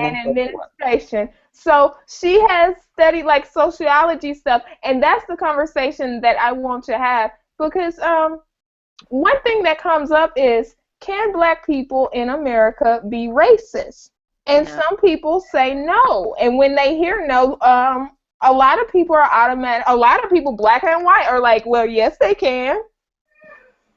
So when I have these conversations in my class, what we have to do is agree on vocabulary. And when we talk about racism, we start off talking about structures and systems that encapsulate what racism is. When we begin talking about individual interaction, you have to be able to understand that racism hinges on the community or the group that has the power and the leverage. So because you are a member of a group of power, you have the leverage to oppress people in a way that those who aren't members of that power group, they don't have the ability to oppress other populations. If you can't agree that racism hinges on power and systems, then you have to stop the conversation because it's not going to go anywhere. And I think that people try to force that conversation with people who aren't ready to understand that racism hinges on systems and power. And when Black people don't own or run any of those systems or have any of that power. Exactly. And so when we talk about individual interactions, we move from racism down to racial discrimination. So Black people can be racially biased. They can have racial discrimination. They can have implicit bias, but they cannot be racist, as in affirming or upholding a system of oppression based on strength and power. So, my question for you was going to be, but what about in the context of hip hop? Can a Black person be racist towards a white person in hip hop? But as you were giving that definition, I was thinking, do we even own the power structures in that box? We don't. Black people have not reached a level where they leverage any power. And when I say power, I don't just mean like your individual authority. I mean a systemic power where you can actually prohibit somebody from advancing themselves or a group of people from their advancement. We have individual people who have reached high levels of success, but even they have people over them who leverage power and authority. So when we talk about power and authority and systems, we're talking about that like top 1% of the people who own all of this stuff, the people who create laws, who write policies, who enforce policies, laws, and legislation, things like systems that can keep groups of people oppressed. Absolutely individualized people can hold. So what happens is you start having these intersections of class, you start having intersections of gender, you start having intersections where people are saying, well, individually, I did not experience any power or authority, so I must not be able to walk in this realm of this group that can be oppressive to other people. And that's where it becomes murky with most people because they are looking at an individual lens instead of a collective systematic lens. So. Well, in the words of urban poet J. Wayne Jenkins, better known as Young Jeezy, my president is Black. Absolutely. Does that not mean that we have some type of power? So your president is also guided by your Congress. That is Right. not. There's a system of checks and balances, and if everybody in Congress and in the judicial system is white, and they can all, and you know what I mean? You got two white people checking the black president. Right. That's honestly, that's why the president didn't get a lot of it took so long to get certain things passed. Absolutely. Because he can try and put something into act all he wants to, but it still has to be approved by the white Congress. Absolutely. So we should have voted for a dictatorship when we were voting for President Obama. We didn't vote for nothing. What we should have did is voted when it came time. And I'm not. Don't get me wrong. I'm not an advocate for voting saving everything, right? But if there was going to be any change in that sense, political wise, then more black people voting black people into office in Congress. Well, not just black people, because understand that politics is not based on race, but voting people in who will support the leader that you chose. Right. And so we did not make sure that we covered our president when it came to midterm elections. Nope. We left him out on a limb and basically said, we want you to lead us, but we don't want you to be able to pass nothing. And so that was really unfortunate. Well, and I think part of that too is that I think many, along with being disenfranchised, many black people don't understand the importance and how the politics work in terms of the system of checks and balances. And so they think, I voted for president, and he the man that's leading the country, so he the one that's gonna make shit happen. Right. And without understanding how that whole structure works, absolutely, you know, most black people don't, because I grew up. And it wasn't stressed to me. I need to vote for my city councilman, and I need to vote for my congressman, and all of those things. That wasn't taught to me when I was growing up, and I would assume that has been the case. That's the experience for most young black people. I wouldn't even say, and I know we're framing this in the context of black Americans, but it's a national phenomenon to vote against your own interests. We're not the only people who don't or vote against our interests. There are a lot of poor people voting Republican because, I mean, and it very well may be based on, you know, forget black people, we don't want any, whatever they feel. But there are a bunch of people who do go out and vote, who vote against their interests because, well, they don't like abortion and I don't like abortion, so therefore this person. But this person also doesn't like, you know, big government. They don't like handouts. They don't like welfare. They don't like funding schools. They don't like you can't things. And you can't feed your kids. Right. Well, and the trend is that especially in the South, most people are fiscal conservatives and social liberals. And conversely, some people are fiscally liberal and socially conservative. So you're just trying to balance which issue you think is more important. And oftentimes, especially when we talk about religious sectors, right? I can't in good conscience go to church and pray to whoever I pray to and then vote for somebody who goes against my spiritual background, because there's a lot of guilt in that. But that does, and so that oftentimes clouds are, who is this sweet baby waving? That's Jacinda. Jacinda. Sometimes that clouds the way that you vote. You don't see your best interest because your personal agenda kind of gets in the way. I was going to bring up the education factor, because in the education system now, we're in this whole thing of teaching the tests so much that these tests that they are counting are focused on science, math, English. Yeah. So even the time that you're spending in these history classes and these U.S. government classes, it's not the focus of your education. So these kids aren't coming out of school even understanding our system and our Constitution to even know that they're supposed to be involved in these systems. Absolutely. Absolutely. It's been my experience that I do a lot of historical work training my students around the history of social welfare policy in this country, and they have no clue.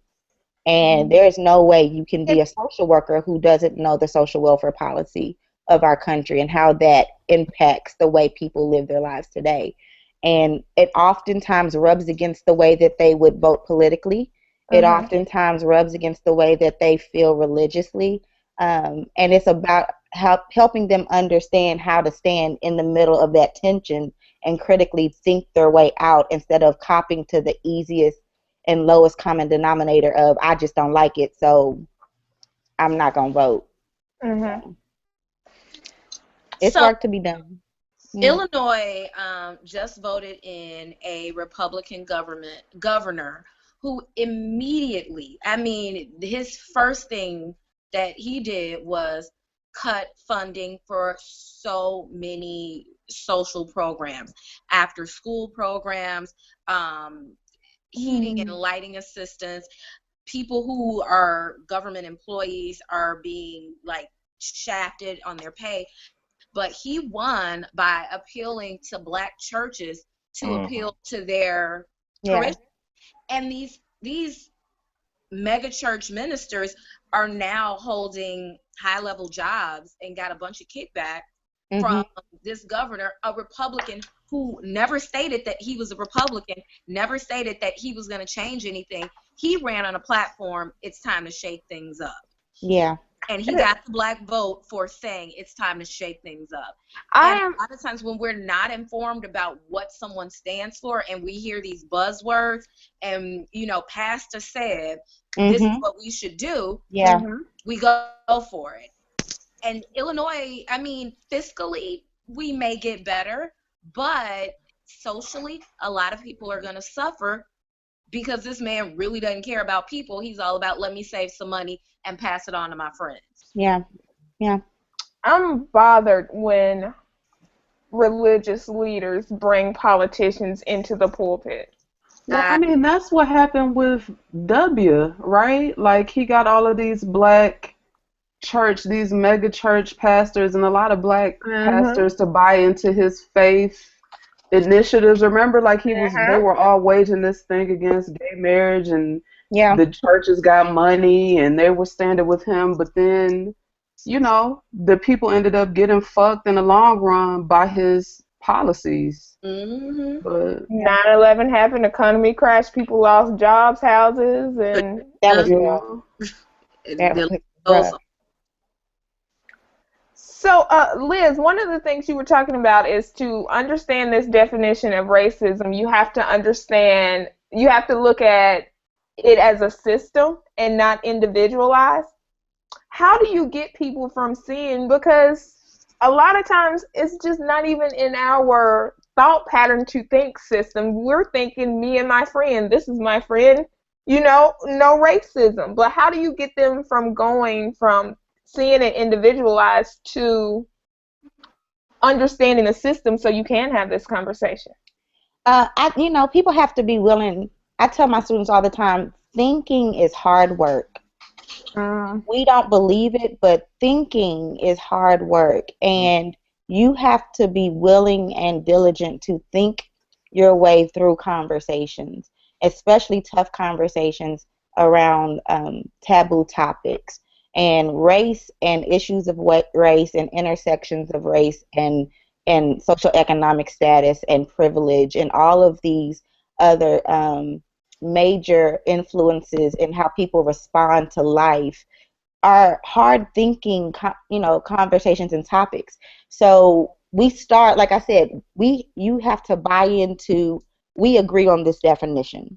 And because we agree on this definition, we will only use this term to mean this definition.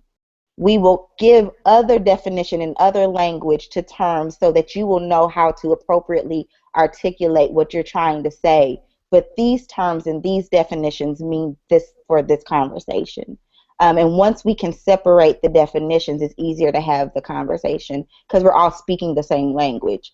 Oftentimes, everyone wants to throw in their own personal definition of what something means, and you can't have a conversation if people don't know the same language, especially on issues of race. And most of the time, people haven't really thought out their complete understanding of what race is and racism and privilege.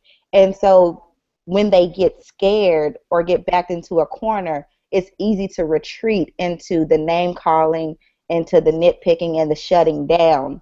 And you have to challenge yourself to keep pushing through that tension so that you can have some resolve. People don't like doing that, and it's not conducive to 140 characters. So it bothers me when we try to have these large topic conversations in tiny bit piece, chat forms. Because one, we know you can't understand someone's tone or inflection in a Twitter, tweet, or, in a text or things like that. So how can I trust your sincerity about my safety in this conversation if I can't hear your voice in the conversation? And when you have topics around race, I got to know that I can trust you with my safety and my vulnerability in learning a new concept.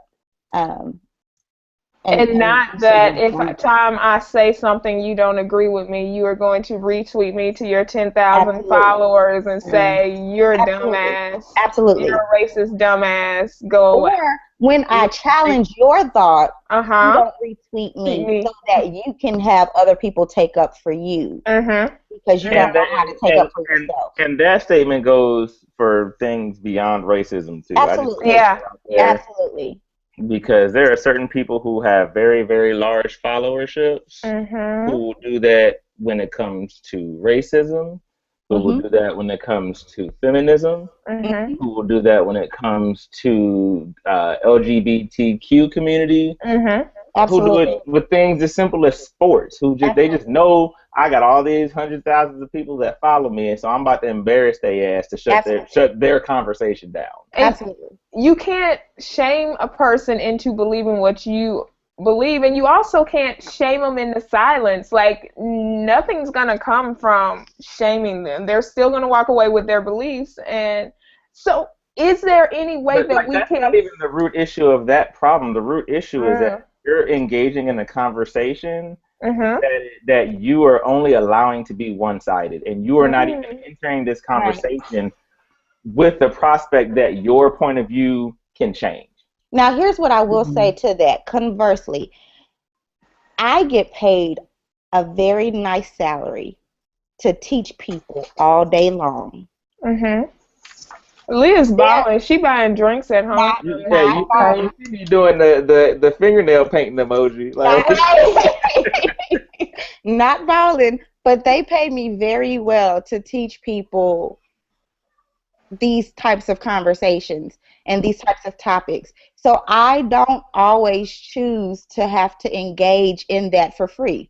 And so you can't expect... Well, thank you for coming here and sharing your expertise with us for free. And absolutely. But what I'm saying is you can't expect people to have worked full days, have to deal with personal issues, have to deal with societal issues, and then want to take out 5 hours when the conversation isn't going anywhere. Yeah, Crystal. That's a great point. One of Crystal's in one of her reads.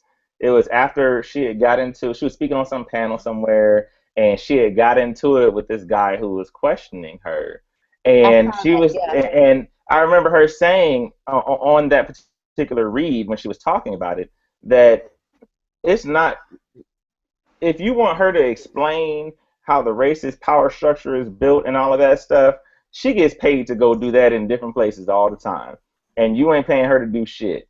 So pick up Google or whatever way, and because my thing is, if you're not even, I'm okay having a conversation for free or whatever and for my time if you are willing to actually listen and possibly change your way of thinking. If you're engaging me just to state your point and you're not open to change or anything like that, fuck you. I don't have to talk to you. I don't owe you shit. I don't owe you nothing. And that's where it comes back down to the trust. I don't trust you with the vulnerability of this topic. Right. If I don't believe that you are genuine in your engagement, then I'm not wasting my time 140 characters at a time to engage you in something that needs much more thought and much more nuance, when you can't really live in the nuance of tweets. So, or in person. So, you know, I think it's kind of ridiculous that you ask somebody to take that much of themselves and that much vulnerability to help you in your path of learning, and then just do it to waste their time. Because, like I said, thinking is hard and it's tiresome.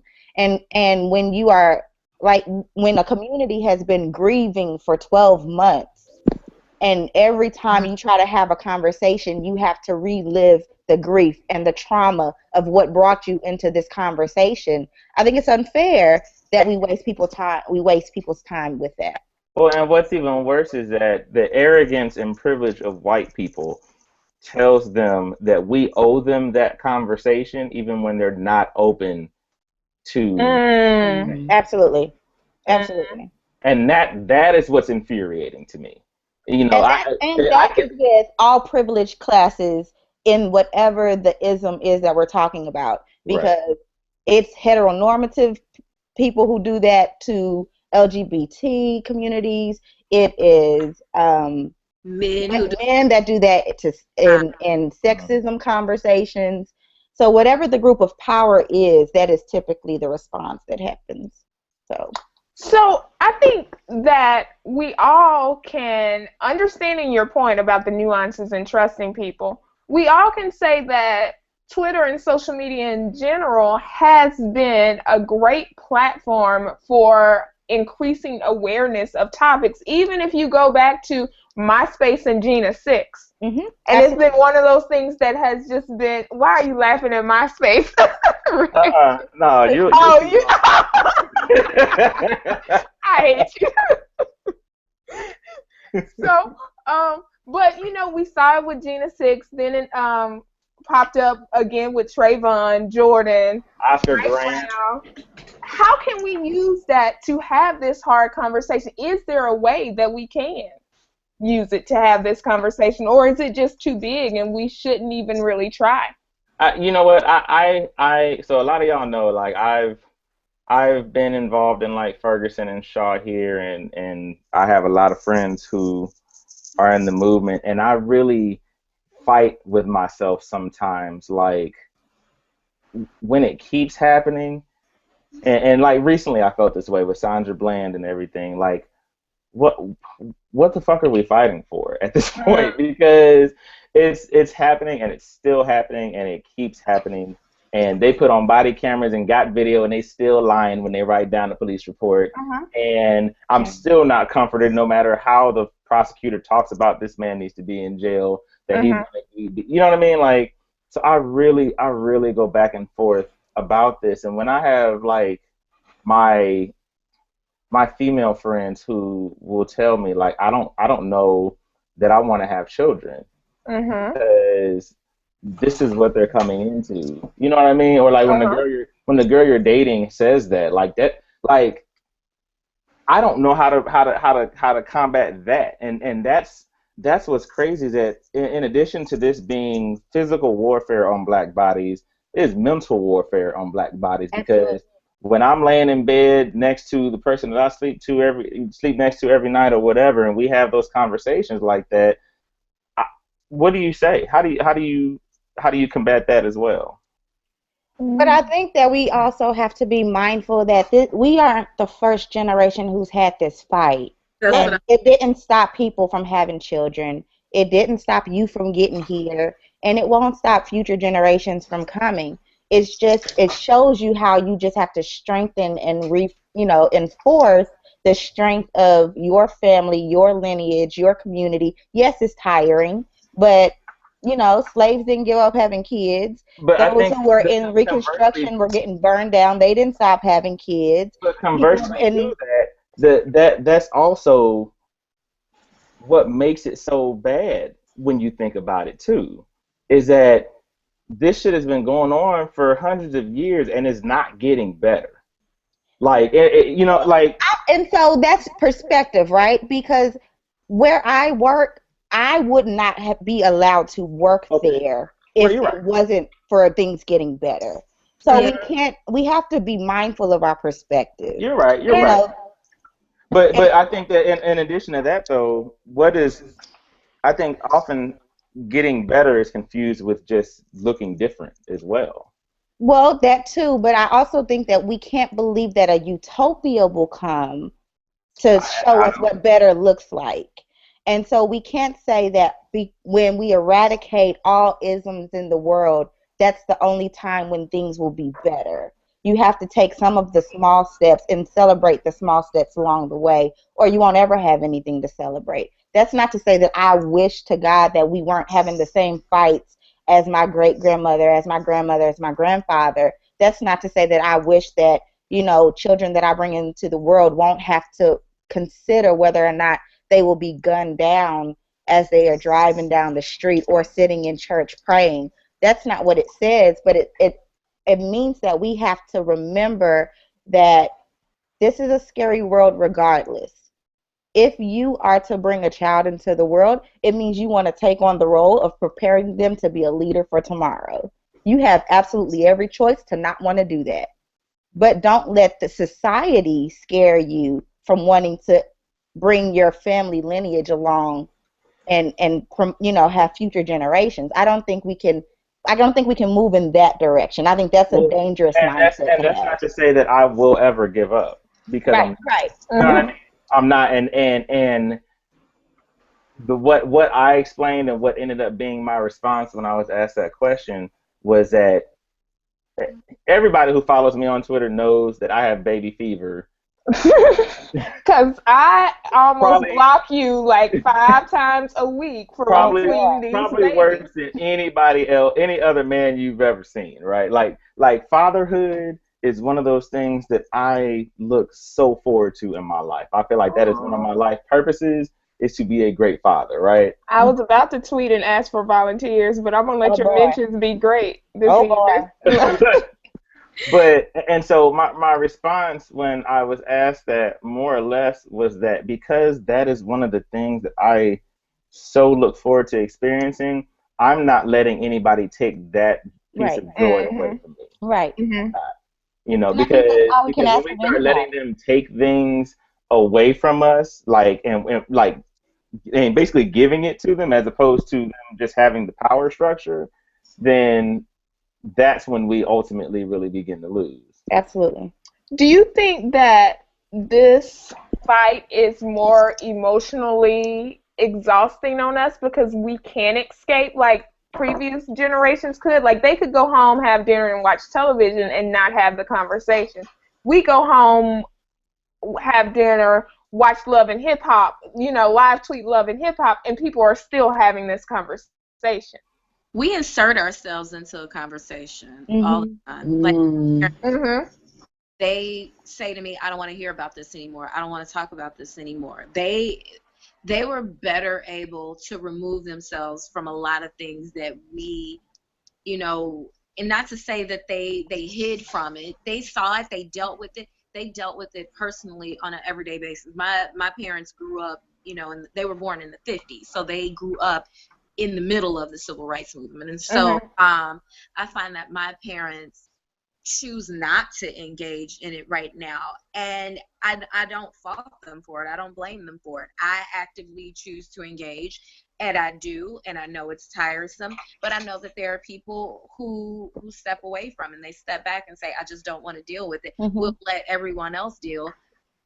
But that happened generations ago. That happened in our parents' generations. That happened, before then. And that happens periodically now, because I find myself at certain points not engaging in learning the background of certain hashtags of kill Black people, because I need to step away from that for my own self-care.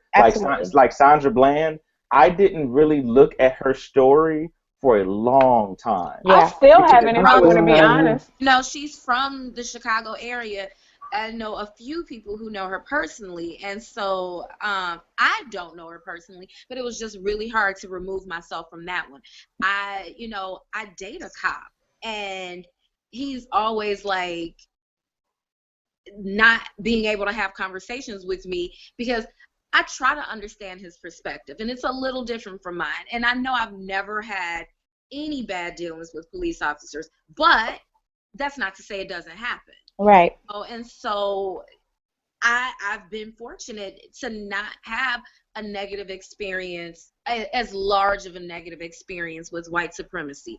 You know, growing up in Chicago, yeah, it's segregated, but it's a little different. It's a liberal town. It's in the north. We still have our races. We've got plenty of racist pockets all over the place. Racism and policing and everything. But I've been lucky. I've been fortunate. And I still insert myself into it all the time. And see, St. Louis is a little different because we're a little more southern. We're a lot more southern than y'all. A lot more southern. We're a lot more southern than y'all. We're Memphis and North. We were for a long time. I remember us seeing us as the most segregated city in the United States, and we're still like in like the top 10. You know what I mean? Like we're down to like number 8 or something now. I think we're number 2. What? Milwaukee's number 1.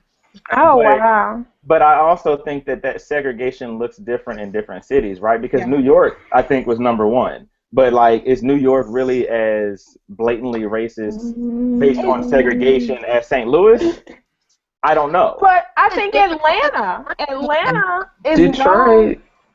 Atlanta is known as like one of the blackest cities in America, but if you are in Atlanta, you know exactly how segregated Atlanta is. The black people stay on the south side, the white people are on the north side, and if you go in certain pockets of the north side, it's not this nice, friendly, liberal Atlanta that you think.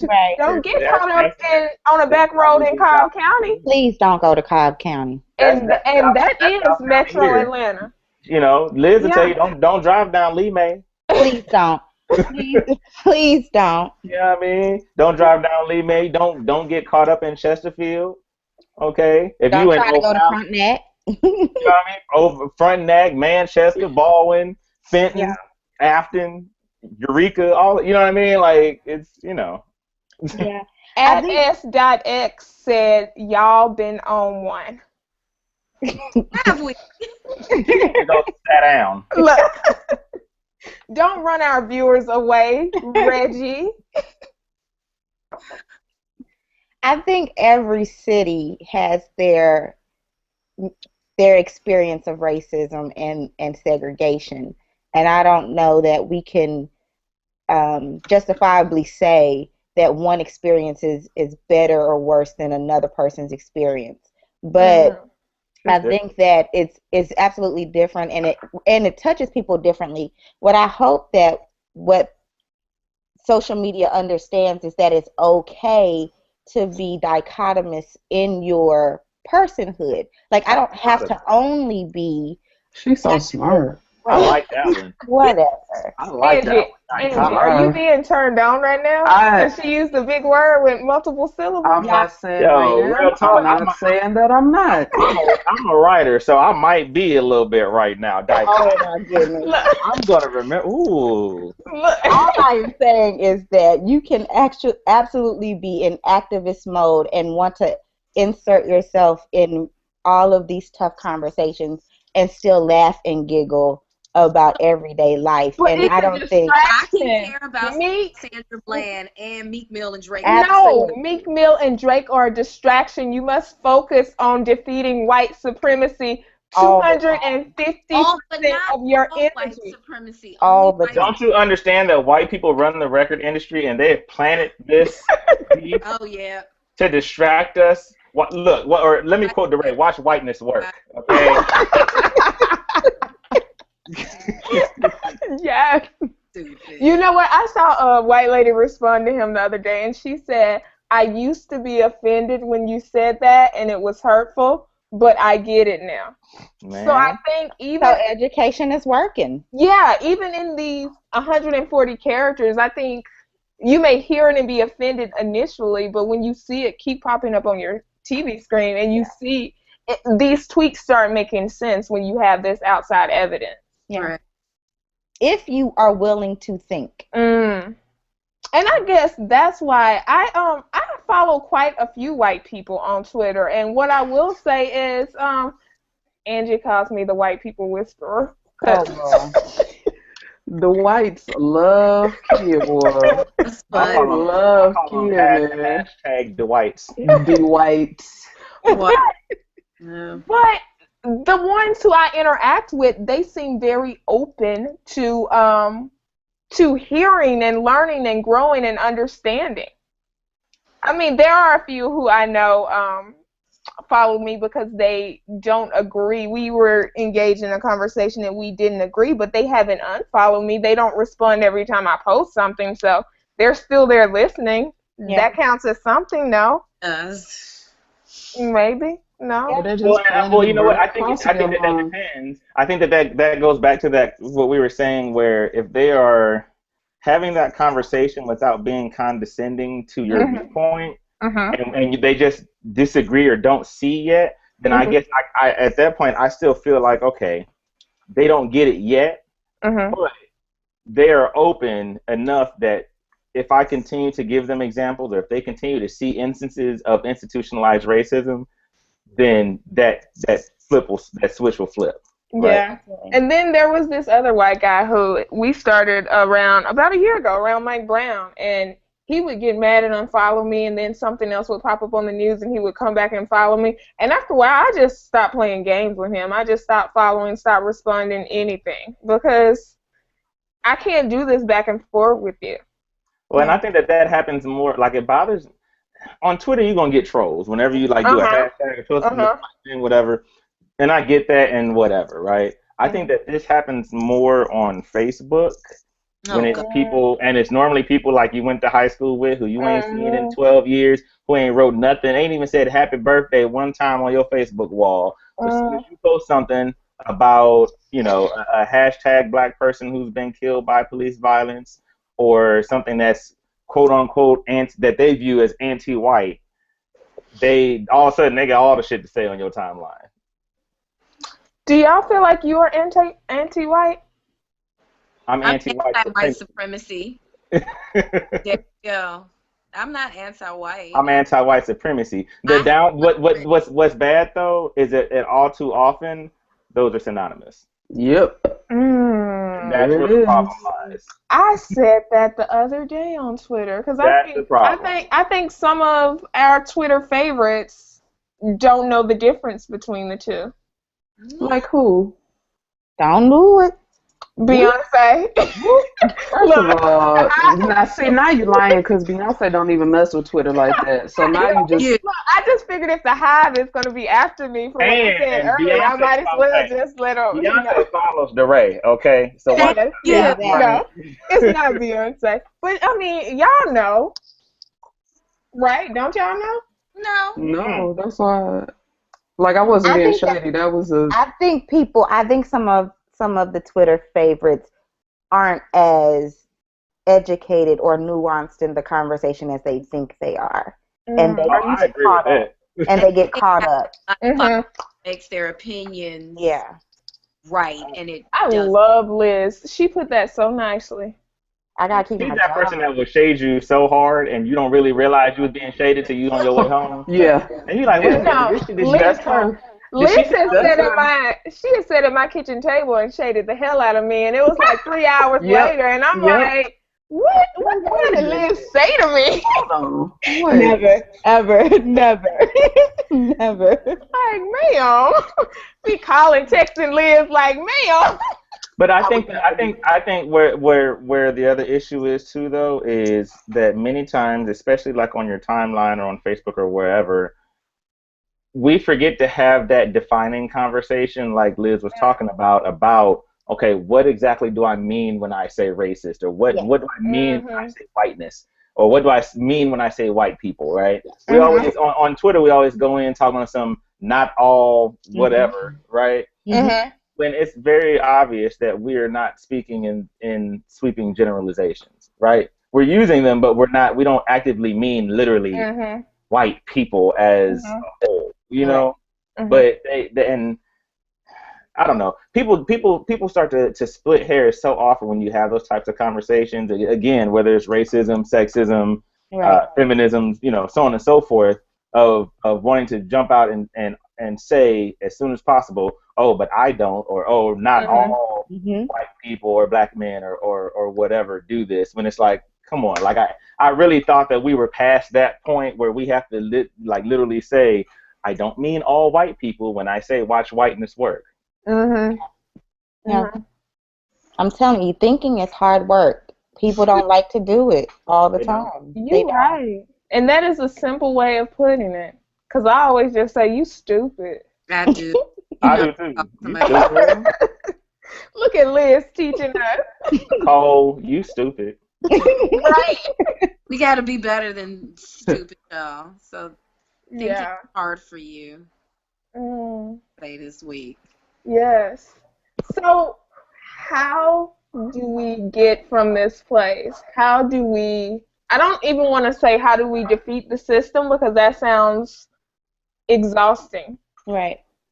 How do we get from where we are? How do we make progress? Well, I think that first you have to define what progress is or what progress looks like for you. And accept that it won't be the same for everyone. Right. Right. So so my level of progress may not look like yours. So when I think that I've made progress, you may feel that nothing's changed. And we all have to be okay with that. I hope that we can go a few more months without needing to grieve the life of someone else. That is a simple hope of mine. I honestly believe that our country is grieving so tremendously that we don't even know how we are responding to other people because we're acting out of this grief state of emotion. And so because of that, we respond in a more aggravated or heated exchange than we would if we even had a moment to process or mourn or grieve and go through any of that. So my hope progress would be that we can collectively catch our breath and just not have to grieve anyone else's life. And that's real. That's hella real because I mean, even if you think about it, right? Like, what was it, like a week after Mike Brown got killed that Kajim Powell was killed in St. Louis? Like a week later, you know what I mean? And then, It was like 3 in St. Louis back to back to back. And then right after that was Von Darren Myers. You know what I mean? Like, and then right after that was I can't even think of the man's name, but over off of 170 in Berkeley or whatever. Yeah. Where he was killed at the gas station by the police. Like it's at the point where we aren't even getting a chance to catch our breath. Exactly. When we finish crying before we have if you can get the tears out, right? If you can even get to the point where you can express that type of emotion. And that's what so a lot of y'all know, like Netta and DeRay and several other people who are in the movement here are personal friends of mine, right? And so that's something that we talked about a lot, was that all the way up until probably about January, none of us had emotional outbursts when Von Derek was killed or so on and so forth. I mean, the most emotional I felt was when I talked to Von Derek Myers' dad the day after he was killed.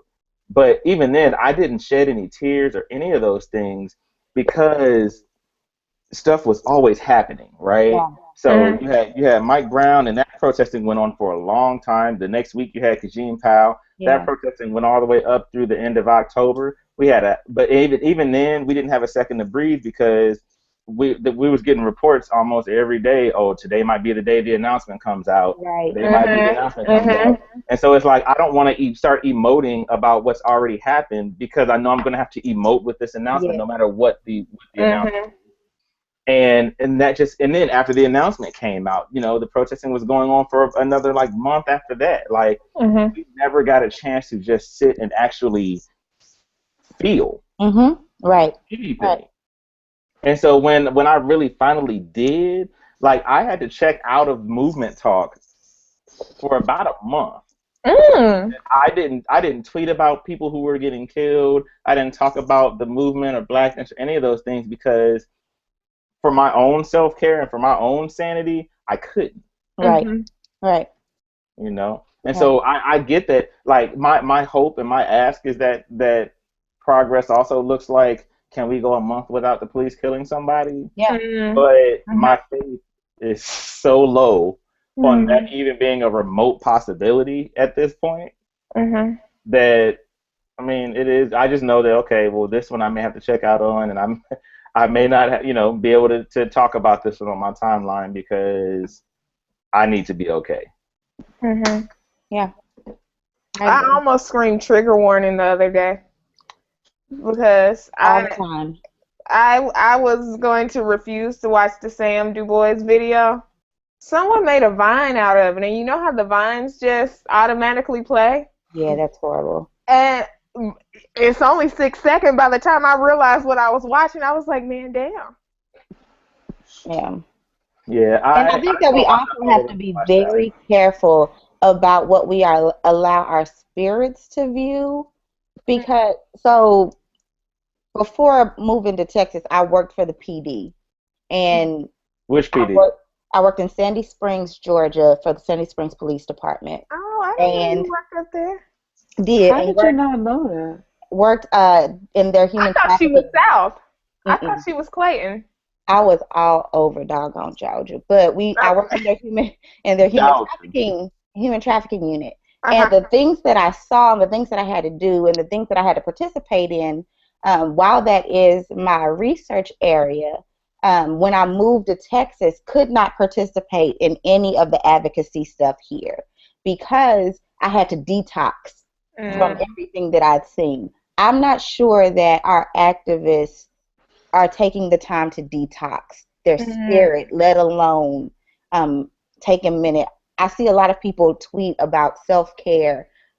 And so when we teach self-care in social work, we talk about how it needs to be that thing that is intrinsic to your spirit, that replenishes your spirit. So when it can be something as simple as going to the movies or taking a bath and eating with friends and family, but it needs to be replenishing your spirit. I'm not sure that we do a really good job of sitting still long enough for our spirits to heal themselves, or that we even know how to do that appropriately all the time. And so sometimes it's just a matter of, like you said, taking a month out, but making sure that everything that you engage in is uplifting and affirming to your spirit, so that when you go back into the fight, you are refortified to go and take the beating that it's going to take to do it. I think that's one thing that, like, so people don't get to see the people who are heavily involved in the movement that they rely on for these news updates and information off of Twitter and behind the scenes. Right? If y'all could see what some of their lives look like offline, you know what I mean? Like, you would be like, whoa.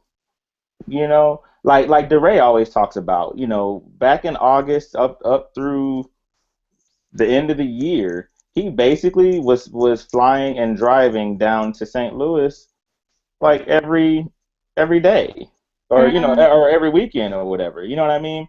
And then would go back to his home state and work through the whole week, and then would drive right. You know what I mean? And flying all over the country and having to be and know that he's relied upon to get this information out, because if he doesn't, like for instance in Cleveland when they just had this convening and they were going to arrest a little 14-year-old black boy, and the people who were there negotiated his release. If they hadn't have been there, who knows what would have happened to this little boy, right? To know that in some way that responsibility is on your shoulders when you're taking that upon. You know what I mean? And people don't realize that these are the things that people have to face constantly and all the time when they are at the forefront of these movements. They just think, oh, like you get a lot of people that just think, oh, there's a whole bunch of notoriety and people know who they are and they famous and blah blah.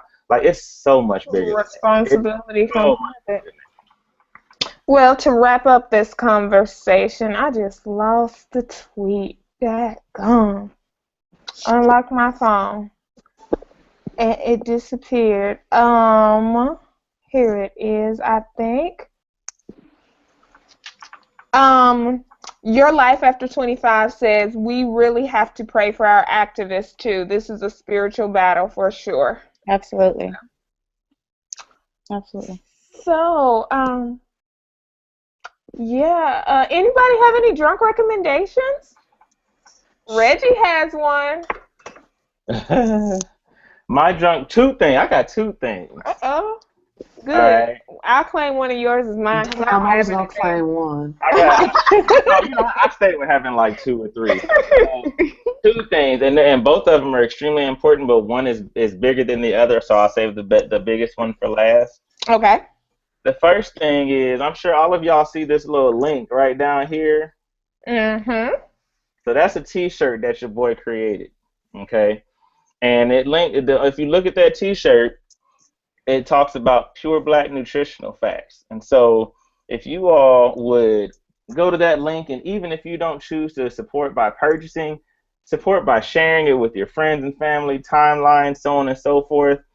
Honestly, I just wanted to create something that I thought was dope that other people would think is dope. And at this point, I've been so overwhelmed by the support that it's received so far. I wasn't expecting to sell more than 10 to 15, and we knocked that out in like 3 hours. So look at Reggie being all Twitter famous. Check out my shirt. And if you like it and you see fit, go ahead and purchase one. If not, share it on Facebook, Twitter. If you do Pinterest or Path or whatever social media websites you choose to do, Instagram, go ahead and do that for your boy. I got paid today, so I'm gonna buy mine today. Thank you. Amen. Buy 2. Give me one too. Me too. Look. Low key, I just got paid today and just bought mine today. Okay? So there's that. Most importantly, this young lady, this little light bright young lady right here, that's my mom, right? Uh-huh. Today is my mom's 57th birthday. Hey, Mama. Happy birthday, Mama. Happy birthday, Mama Noble. So I just want to say happy birthday, sister wife. Whoa, ma'am. Okay, absolutely not. Too far? But I just want to say a special happy birthday to this woman. She is my ace. She is my best friend. She is the most wonderful mom that a young black man could have. Although I fought tooth and nail to get off work today and tomorrow, and she took her ass out of town. But this last year has been really trying for our family because a lot of she got breast cancer this year, and we are celebrating the victory over that breast cancer. Amen. She's a breast cancer survivor now. So a very, very, very special and heartfelt happy birthday to my mom, Tamara Walker. I love you, Mom, and bring your ass home so we can celebrate. All right. Anyone else have a drunk recommendation? I actually do this time. Yay! Uh-oh. So, Jennifer usually grabs her bottle of liquor. I do. It's all gone. Ugh. But so over the past, month or so, 2 months, I have been packing my entire life to move me and my 9-year-old from Chicago to Dubai. Years. But one thing that has been stressing me out is how much stuff I have. And stuff my daughter has, and how much stuff that we have that we don't need and we don't use, and we just accumulate stuff. So my drunk recommendation is to declutter. Just declutter. That's real. Of things you don't need, things you don't use. I had 120 pairs of shoes. Oh wow. I don't wear them, but I have to buy new ones. I bought 2 new pair today. Shut up. They are for the desert. They're different than what I got for the winter. Are they desert boots? They are not desert boots. I did not buy boots. I bought sandals and then flats for work.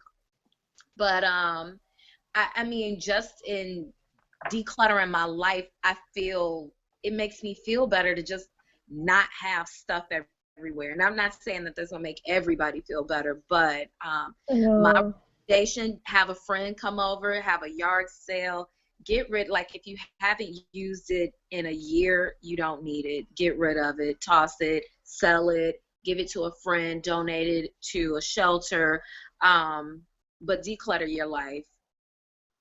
Real. Only need. So that's real. That's my recommendation for this week.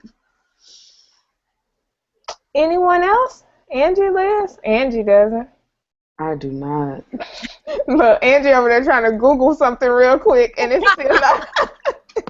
I am tweeting. Thank you very much. Oh, and I'm sorry, Reggie, you are 2 for 2. Booties are able to be picked out. Oh boy. Look, I just had to verify this I shit. told you. Both responses that I got, like, yeah, what? I'm like, really? Like on some duh shit, right? Like they was like, yeah. Like, you didn't know that shit? I have to tweet the second response, but you were absolutely correct. I I wanted told to you. let you know publicly, live on air, that you are correct. I Booties told are you. recognizable. Wow. I appreciate it. Yeah. Liz, you have a drunk recommendation? Well, I guess my recommendation would be take a little bit of time. We have a blue moon tonight, so a full Does moon. that mean I'm gonna be sending text messages? Well, I don't know Well, what how that was means. that different from yesterday I don't. or the night I before? don't know what that means for you, but what it means in general is that you have a little bit of time to just sit and acknowledge that, the world takes care of itself. It'll take care of you. It'll keep spinning regardless of what happens, and so we just have to keep perspective in everything we're going through. Also, lavender infused lemonade Hey, now. is about the best thing that I've had in a really long time. So if you can find yourself some edible lavender, dried lavender, or if you grow your own lavender, infuse it in a simple syrup and put it in your lemonade, and your life will be changed. Mm. You know, my country tail was just gonna throw the leaf in the Simply Please don't. Lemonade. Jesus And Christ. please don't go to the florist and get the lavender from the florist, because that is filled with pesticides. But they have chef's lavender or English lavender that is edible, and it has been a calming and a natural anti-anxiety. So if you feel yourself getting anxious, lavender is really great for that. I needed that when I was watching listening to Flex last night. Listen, we all did. We all did. And turn that off. Like, don't listen to him. Like, if all he does is yell and drop bombs, let that go. You don't need that in your life. You don't need that. Well, thanks for joining us, guys. Y'all have a great weekend. Woo. Bye. Peace.